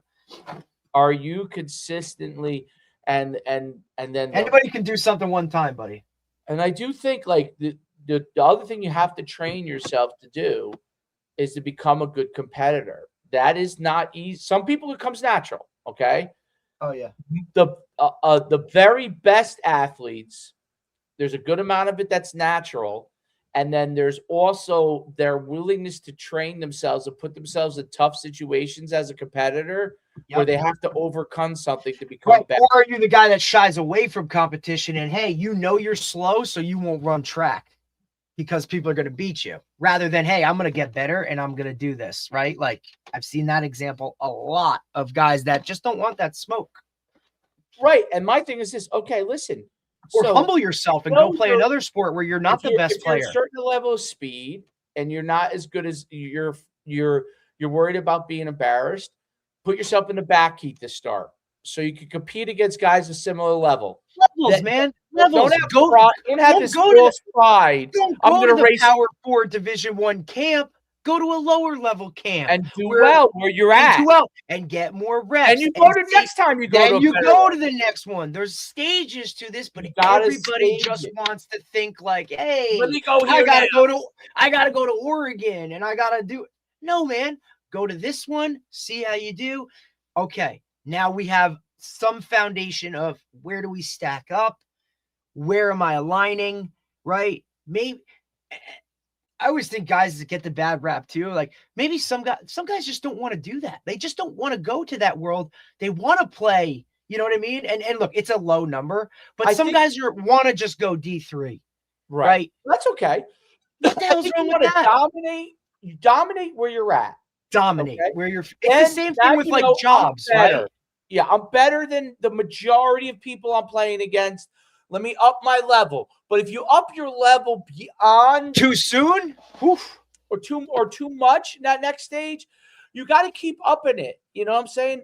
Michael Jordan first had to make the team. Okay, dude, he got cut. Right, first had to make the team. He couldn't become the Michael Jordan we watched by saying, I can't even make the team. Now I can't make the team, but I'm going to go to an AAU national tournament and dominate them. No, first I got to make the team. Yes. Then I got to become the best player on that team. Absolutely. Now I can go try to be the best player in the county or the state. Then I can go play guys want to jump to national. And this is a little bit like some of the things that's like, hey, I've never played rec ball, but I'm going to go join this ultra town, or I don't even start on my high school football team, but I'm going to go join this all-star whatever and become, and try and do this or try and do that. It's like, man, what are we talking about here? Like it's really, to me, like you said, there has to be levels to it.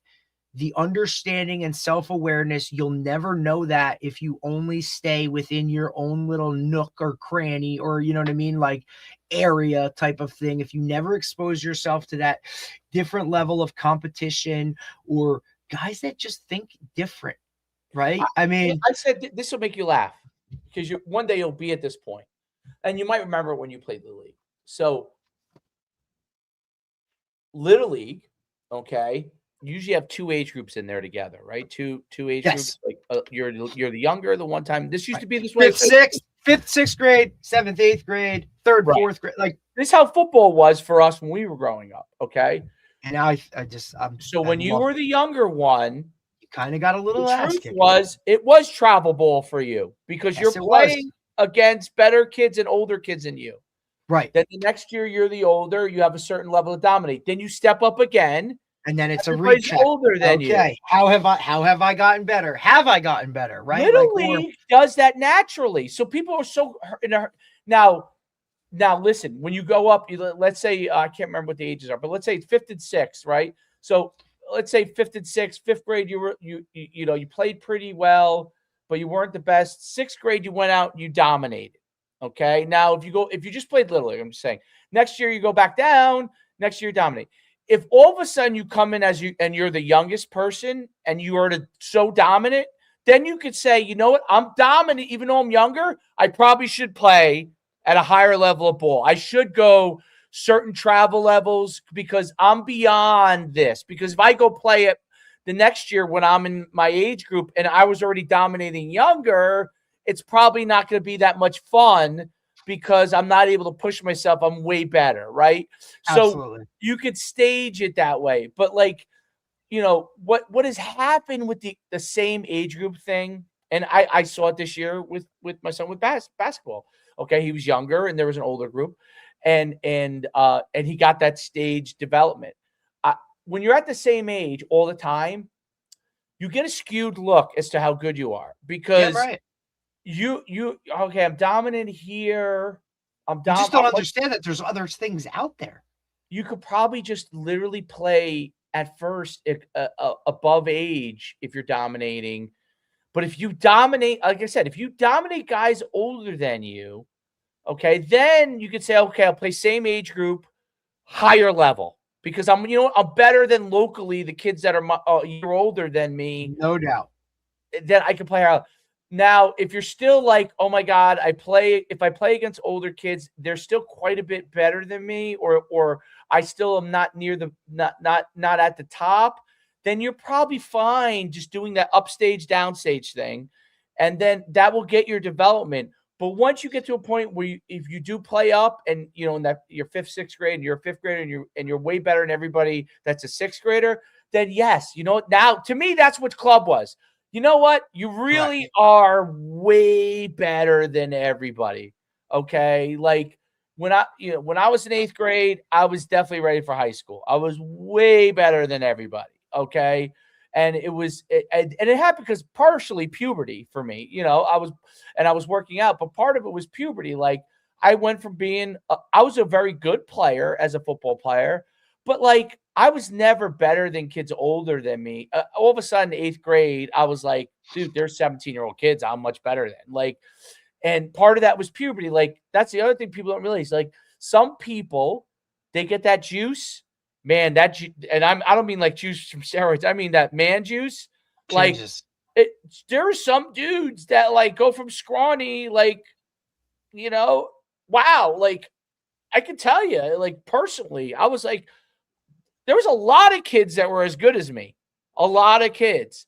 I was very good, but a lot of kids were as good as me. And all of a sudden, the man juice kicked in, and I was willing to work out, so that helped me. And that coupled together, it was like, whoa, nobody's close. Like, how did this changer? And now it doesn't happen. Now, the kid who gets the man juice, and it doesn't help him. Like he all of a sudden isn't that much. Now that kid's got to realize I got to work, dude.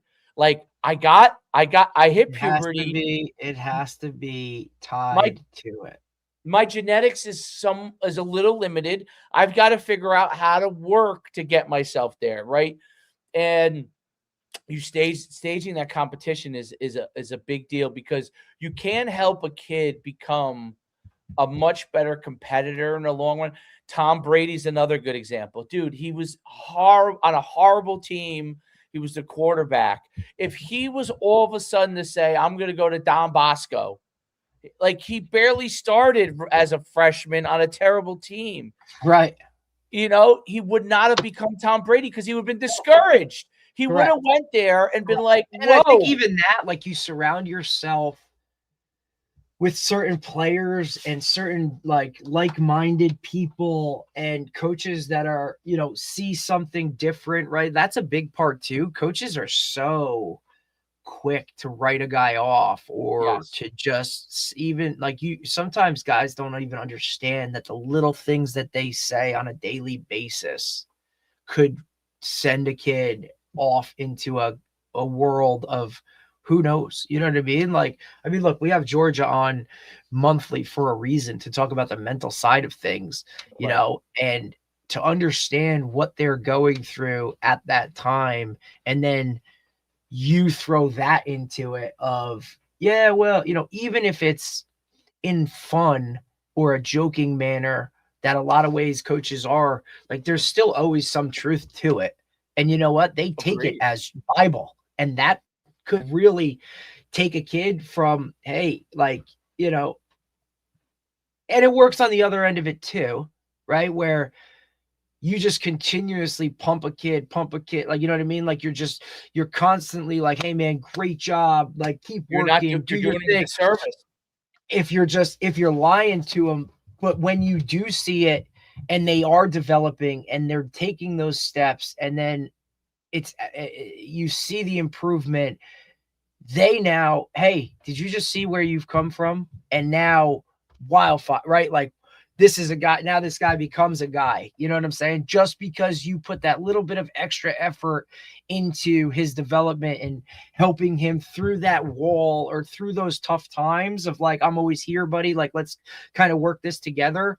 Now you just see, you have guys that are totally bought in to not just the program or the standard, but they're bought into you as an individual, and whatever you say is what they're going to do. And as long as those guys that are telling them what to do have the right mindset too, of, this is not about, it's about the kid and development of that person, male, female, whatever, the athlete. Now we're good, right? Where I think a lot of guys do it for themselves. Like, I have this player going here, right? Like, it's not about you, man. Like, it's about the development of a kid on and off the field, because most of our guys aren't going to the next level or aren't going to be in the NFL, right? Like, this is a blip in their life. Explain and help them set themselves up to be better in the long term, right? Not just so he can make a couple tackles or score a couple touchdowns for you in the next 2 years. Great point. And what I noticed with Coach, by the way, he's coached 3 Olympians. He didn't say one thing. He didn't say, he ain't talking about them. He really focused. Barely even talked about him, right? And right. You're talking a guy that did what was it, the decathlon? Like, that shit's insane. I looked up what he scored. He scored 6,080 in college. I don't know any of that. I don't know what any of that means. I know at 27 years old, I scored 6,500 as a 27-year-old. But I was, I was, and I could have been better. I think I could have been close to an 8,000 point scorer if I did track. 9,000 wins the Olympics, 8,000 qualifies. It's just wild. Yeah. So it's to give you an idea how good those guys are. Like they're like a 9,000 point Olympian who wins the decathlon. He's probably running the 100 in like 10.2, 10.3, and then still running the 400 in like 46, pole vaulting 16 feet, like. Well, he said, like, right? What did he say? I had to learn how to pole vault. Yes. Throwing the shot, like, it's amazing, dude. Yeah. He's probably high jump at 7 feet. So well-rounded. It's not just their speed and but they have to be able to jump. They have to be explosive. I always thought decathletes, when I noticed, a lot of times I see this in college, a lot of these guys that are decathletes do very well as a coach, because they're like quarterbacks in football, in the sense that, like, they have to know everything, a little bit of everything that's going on, right, in order to succeed. Like, you have to have an understanding of every event. Even every if it's event, not some rudimentary understanding, right? Right. And like you said, I did a little bit of it in high school, and then I was kind of a little self-taught because the coaches didn't really understand. Like, do they even do that in high school? Like, they don't even do that in high school, do they? Exactly. So there was no those things. Like, my father had me in the pentathlon in high school, and I would do all those things. But I have to say, like, if you're a football player, if you're a football player and you actually were a decathlete, you'll be a very well-rounded football player. There's no doubt about it, because you'll be able to throw far, jump high, run fast. Like, those are guys that would all the components that kind of go into it. That would be like what you would see like your safeties do, your linebackers, your tight ends. They would be good at that. Your running backs are obviously going to be 100-meter dash guys, like your wide receivers are probably going to be 100-meter dash guys or hurdlers, But yeah, it's very interesting. I thought he was really, really good from that standpoint. So it was good overall. And it's funny because I'm down this rabbit hole. So there's a lot of really interesting things, and everybody's competing for that space, like that, Right. buy my program type of thing. And it's great to talk to a track coach who's like, okay, yeah, like even on the 1080 machine versus T Apex, I'm sure he's gonna love it, but he already knows, like, it's a tool. You know what I'm saying? We're not It's just doing a this every piece day. of it. Right. We're not doing this every day, but it's sold as you're going to do it every day. Correct. And I think any coach that buys it and says, "Hey, every day I'm doing a T8," well, you'll realize pretty quickly each machine costs $4,000. How are you going to train when you have 10 athletes there? You're going to wait 10 minutes for each person to get through their rep and put the belt on and put this on and put that on. Like, there's a practicality to it. Now, if you're working one-on-one with people, dude, it's a home run. Like, it'd be or two people at a time. There's no doubt that's honestly the thing you should have, because you can actually do some very focused things. But if you're like rolling in 20 people into a session and you buy a T Apex, like, I don't even know if you're going to be able to use it, like, so it's like at a college situation, you could buy football teams are buying 15 of them. You know what I mean? Budgets In are high different. school, how many can you buy in high school? You One? can't. You're lucky you maybe get one, maybe. Yeah. So then you're like, well, who's going to use it? Like, which kid are you going to? Correct. Which kid's going to use it? You'd have to stage it out, which is tough to do. Like, so it's really a much more, the tools are important, like, but it's overall. And anyway, but yeah, one things I have noticed, and I'll let you go on this, is that we're learning to do single leg stuff, that foundational stuff, like not just Big. two-legged. I think Big. you gotta learn how to balance We on do one. it. We do, single leg squats with our leg up on the bench, and I love it. one leg, or lunges, right? Even lunges, I think, add to it. We do, look, part of the warm up every day is that dot mat progression, and it's, That's 1 the foot, best. whatever. Look, same with, like, even within the warm up, like the ladder aspect of it has a one-legged component going through the ladder. Like, we do a shit ton of it. And I like, that's the stuff that I always felt like that's where, like, more of those plyometric type of movements, right, is always where I think that's been my forte in regards to weight room and workout type stuff, like, yeah, bench, squat, all that stuff. But like those types of things, I feel like almost like the warm up aspect of it is where, like, I've been able to, I think, kind of elevate myself in terms of that, and let those other guys handle, like, your Olympic lifts and all that other kind of shit. But like some of that supplemental stuff, just because of, like, I don't know whether it's because for the majority of the time I've coached a skill position, or because for me personally, like, the agility aspect was a better part of my game than the other stuff. You know what I mean? I don't know. It's just, I felt like I feel like I've been able to make the most headway and progress and help guys more so in that world than your traditional, like, power lifts or whatever that type of stuff is. I feel like that's kind of been the forte of it, and I really enjoy that aspect of it, right? Those guys that, like Coach said, the coordination aspect of it, of like, hey man, can you go through the ladder and I can toss you a tennis ball as you're going through it, and can you still make, like, that type of stuff, I think is where, especially for, what I'm asking receivers or DBs to do, that adds more of an element to it. Rather than just like, hey, like, every kid can go through the ladder now. Like, shit, it's unbelievable. But can you jump rope? Like, you know what I mean? Can you do jumping jacks, like, together? Like, that's the funny stuff that I'm like, wow. Right. Or can you listen, the old school laying on your back, lift your feet off the ground 6 inches. Leg lifts? Well, what they're kind of finding is, because the hips have a large part in generating force and power, and it's in particular your hip flexor, and then attached to your core, which comes around the whole spine. So they're finding that those kind of exercises are actually really, really critical. So I remember we talked about some of these accidental innovations, right? Like these, like football coaches accidentally innovated in that, which came from the gym class. Okay. Like the gym class, you were doing those things. You were doing burpees, which develops that whole aspect, right? The only thing that would be different now is you'd say, okay, we want to do the burpees explosively, not like leisurely, right?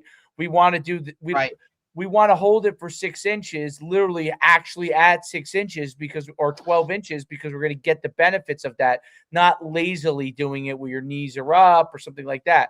So we get the benefits of it, but we're more precisionally focused. But the actual drill really has a large part of the foundation for the body before you even get to lifting, because what happens is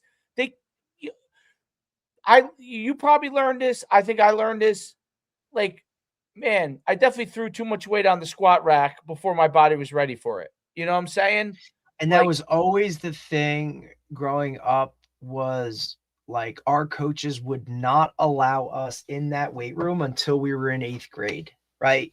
And that was a kind of a whole, guys were trying to push the envelope a little bit of like, hey, can we get in here as 7th graders? When you get on that 7th and 8th grade middle school team, but it was no, we're not doing that here. Right. But don't worry, when you get here, you're going to be in it. Right. And it's going to be an important factor.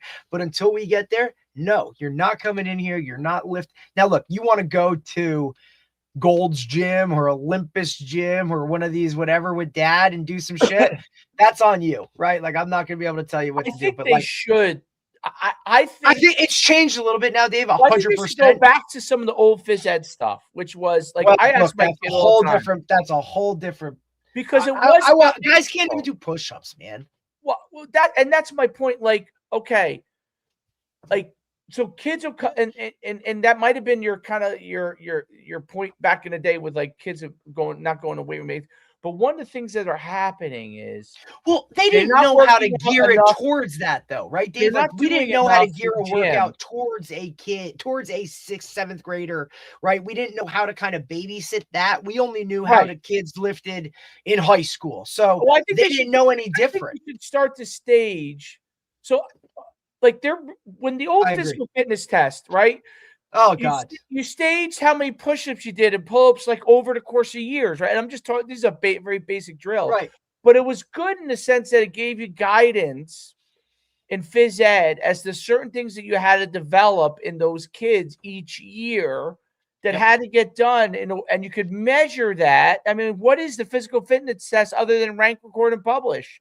Okay, which we went away from in phys ed. The only reason that some of the stuff that is becoming wildly popular is because we took away record, rank, and publish in the schools. We took it away. We didn't want anybody to feel a certain way.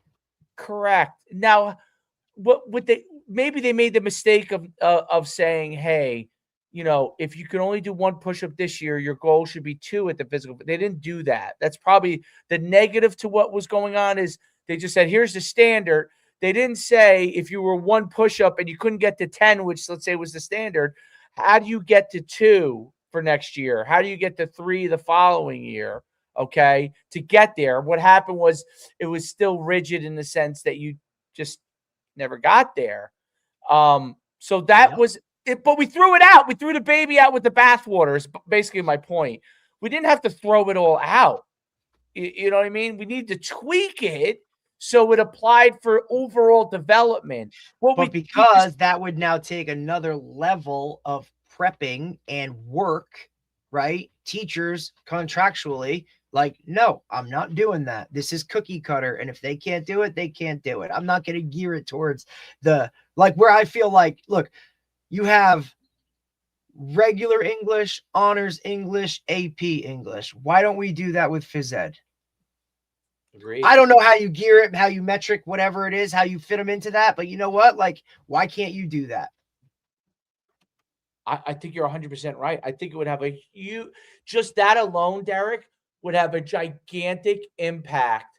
Like what you just said casually, that would have a gigantic, the number one impact. Scale it. Improving fitness. Hey, this kid's a 3-sport athlete. Okay, so you know what? Like, he's in AP gym.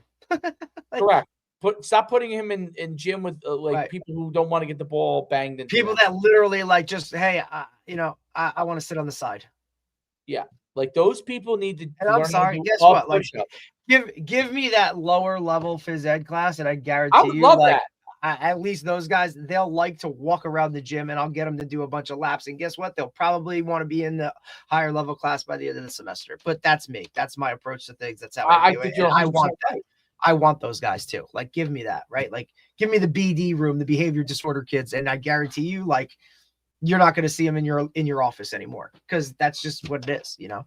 But That's a really great point. We'll leave it on that, because phys ed, you scale it from that standpoint, you will get. think about your dad walking into a phys ed class today. He'd lose his mind. In the end, and this was 20 years ago, he was saying it was like him and somebody else were like the last. When I was in school, was like, that's where it started to all change, dude. Like, all of it. Right. Like, yes. Yeah. Right. Because that was his last few years. It was starting to change. Here's the bare minimum. All you have to do is change, right? Okay. Then, all right, we don't even have to change. You just got to make sure you have rubber sole shoes so you don't screw up the gym floor. Then it was, all right, well, just show up. Like, now it's literally like, okay, well, here's this option. Here's this option. Here's that option. You're good. Do you want to opt out? Okay. Yeah. Right. Meanwhile, you have Texas producing, rhetoric on how amazing it is to have a sports specific class within the building. Like, they just did a whole study on it with data to back it, about how 88% of Texas high school students talk about having that sports specific period as being a benefit to them. Even the kids that aren't in sports, because it gives them a period to do their clubs or meet with teachers or do whatever, just the benefit of it. It's a good article on Football Scoop. Go send that to me, because yeah, dude, it's awesome. I sent it to every administrator I know. How about this? So you want to know where the problem all stems from? So when I went to get my master's in phys ed, which they changed the program and they wouldn't grandfather me in, they added 15 credits to it. It was ridiculous. I was at Columbia, right? Because you had to do more of a science background. I was like, how are you not? Right? I was 3 credits away, Derek. 30 credits it was. I was at 20 or 4. I was at 26. Okay, and they said, yeah, you have to finish. And I was doing it part-time, you know what I'm saying? So they say you have to finish by this semester, otherwise you're not. I said I won't be able to finish by then. So they didn't grandfather me, and they added 15 credits to it. I said, fuck it, I'm done with this. But the biggest theme was, this was the theme in Columbia, and I used to push back, and I used to have huge disagreements with the head of the department, and he was, my professor in a couple classes. Huge disagreements, and he respected me because I just didn't, back down it. His whole thing was that phys ed should not have any level of sport base to it, and I said that's ridiculous. I said it's ridiculous because you're trying to figure out what a person who hates phys ed wants to do. What about the other 90%? Okay, so we should cater to a person who doesn't like phys ed and figure out what they need to do. Which, to your point, that would be phys ed 101, right? Figure out how to get them more healthier. Maybe it's walking. Maybe it's doing. It could be the smallest little thing. But the high end, the athlete, the kid who really wants to be in phys ed, okay, we're just going to make it boring for them and horrible for them, and they can't get better. Like, why are we wasting? They just have to sit in the shit and the misery of being in a class with like half these kids that want to do absolutely nothing for 45, whatever is 40 minutes. So you're doing what to you're taking my high level whatever and you're pulling it down. And they're not going to want, those are the guys who are going to be your phys ed teachers and go and do phys ed as a major. Who's going to do phys ed as a major? They are, those kids. So, and that argument, and then believe me, because Columbia, I didn't know it at the time because I was too young. It was so leftist, obviously, but I didn't know it as well. Like I was, I didn't realize how leftist it was because I was just in a class. I didn't realize it was infiltrating into education. I just thought it was a conversational thing. No, which you're I like, now oh, this is everything. yeah, this is everything. But it was literally embedded in the conversation all the time. And the Brutal. other people would tell me that I was this brute athlete Right. that just wanted to make kids that were not as athletic feel bad. And I was like, that's not it at all. Look, was it right how they did it in the 50s where they razzed the kid who couldn't climb the ladder? No. Yeah, but there's also something to be said, because I literally just had this conversation because Yeah. I got to see Warren's wife's team played our girls in the first round of the short conference basketball tournament yesterday. So Okay. I saw her and we were talking pregame, and she's like, man, it's just kids are just so different that they've the ones that have that killer instinct of like, I don't like that person I'm playing against because I want to beat them, have been like ostracized because they have that, right? Whether it's male, female, whatever. And they've been made to feel like they're different because they want to win, because they have that mentality. That's bad, right? And it's like, really? Because back when we were there, that's what it took to win. And that's how every high level athlete or just most competitors playing sports were, right? Like you just wanted to do that stuff. So it was a pretty good conversation about like that whole aspect of it, and how it's just like that group has been kind of, made to feel a certain type of way because they have that mentality of like, I don't want to be friends with my opponent. I just want to beat them. Like, absolutely. it's why we have a nation of like, okay being okays, right? Like everybody's as good with a C+. Like, all right. Yeah, I would even say it's a B now. The C+ is now a B. Yeah. Everyone gets a B. Because we've made it easier. Everybody gets a B. No one doesn't get a B. There's Right. nobody. Because that would require one more level of paperwork. There's no way, unless the kid is really just a J off, you know what I'm saying? Correct. You're probably going to fail that kid anyway, right? Right. And the amount of paperwork and things that you have to do to fail somebody. Did you call home? What? It's a 17-year-old kid. Is that what they do now? I mean, I don't know. What steps did you take to make sure that this kid didn't fail? So like when they do absolutely nothing, right? Like, did you go and help them, ask them why? Did you communicate? Did you do everything you could possibly think of to basically like, here's the paper, here's the answers, here's your grade. You know what I mean? Like, not that there's any initiative on that side of it. Like, right. Like, hey, thanks for asking, but I still am not going to do it. Right. So like now that falls on you. Come on now. Wow. Yeah. Yeah. That's interesting world, buddy. That's interesting. I didn't even know that. Thank you. I learned a lot today. Coach Breaker tomorrow morning. We're on par. So I'm going to text him and call him 1,000 times today to make sure he's good to go. Yeah, I'm looking forward to that. Hopefully he gets there and it'll be great. So sounds good. All right, man. Have a great day. Later. Later.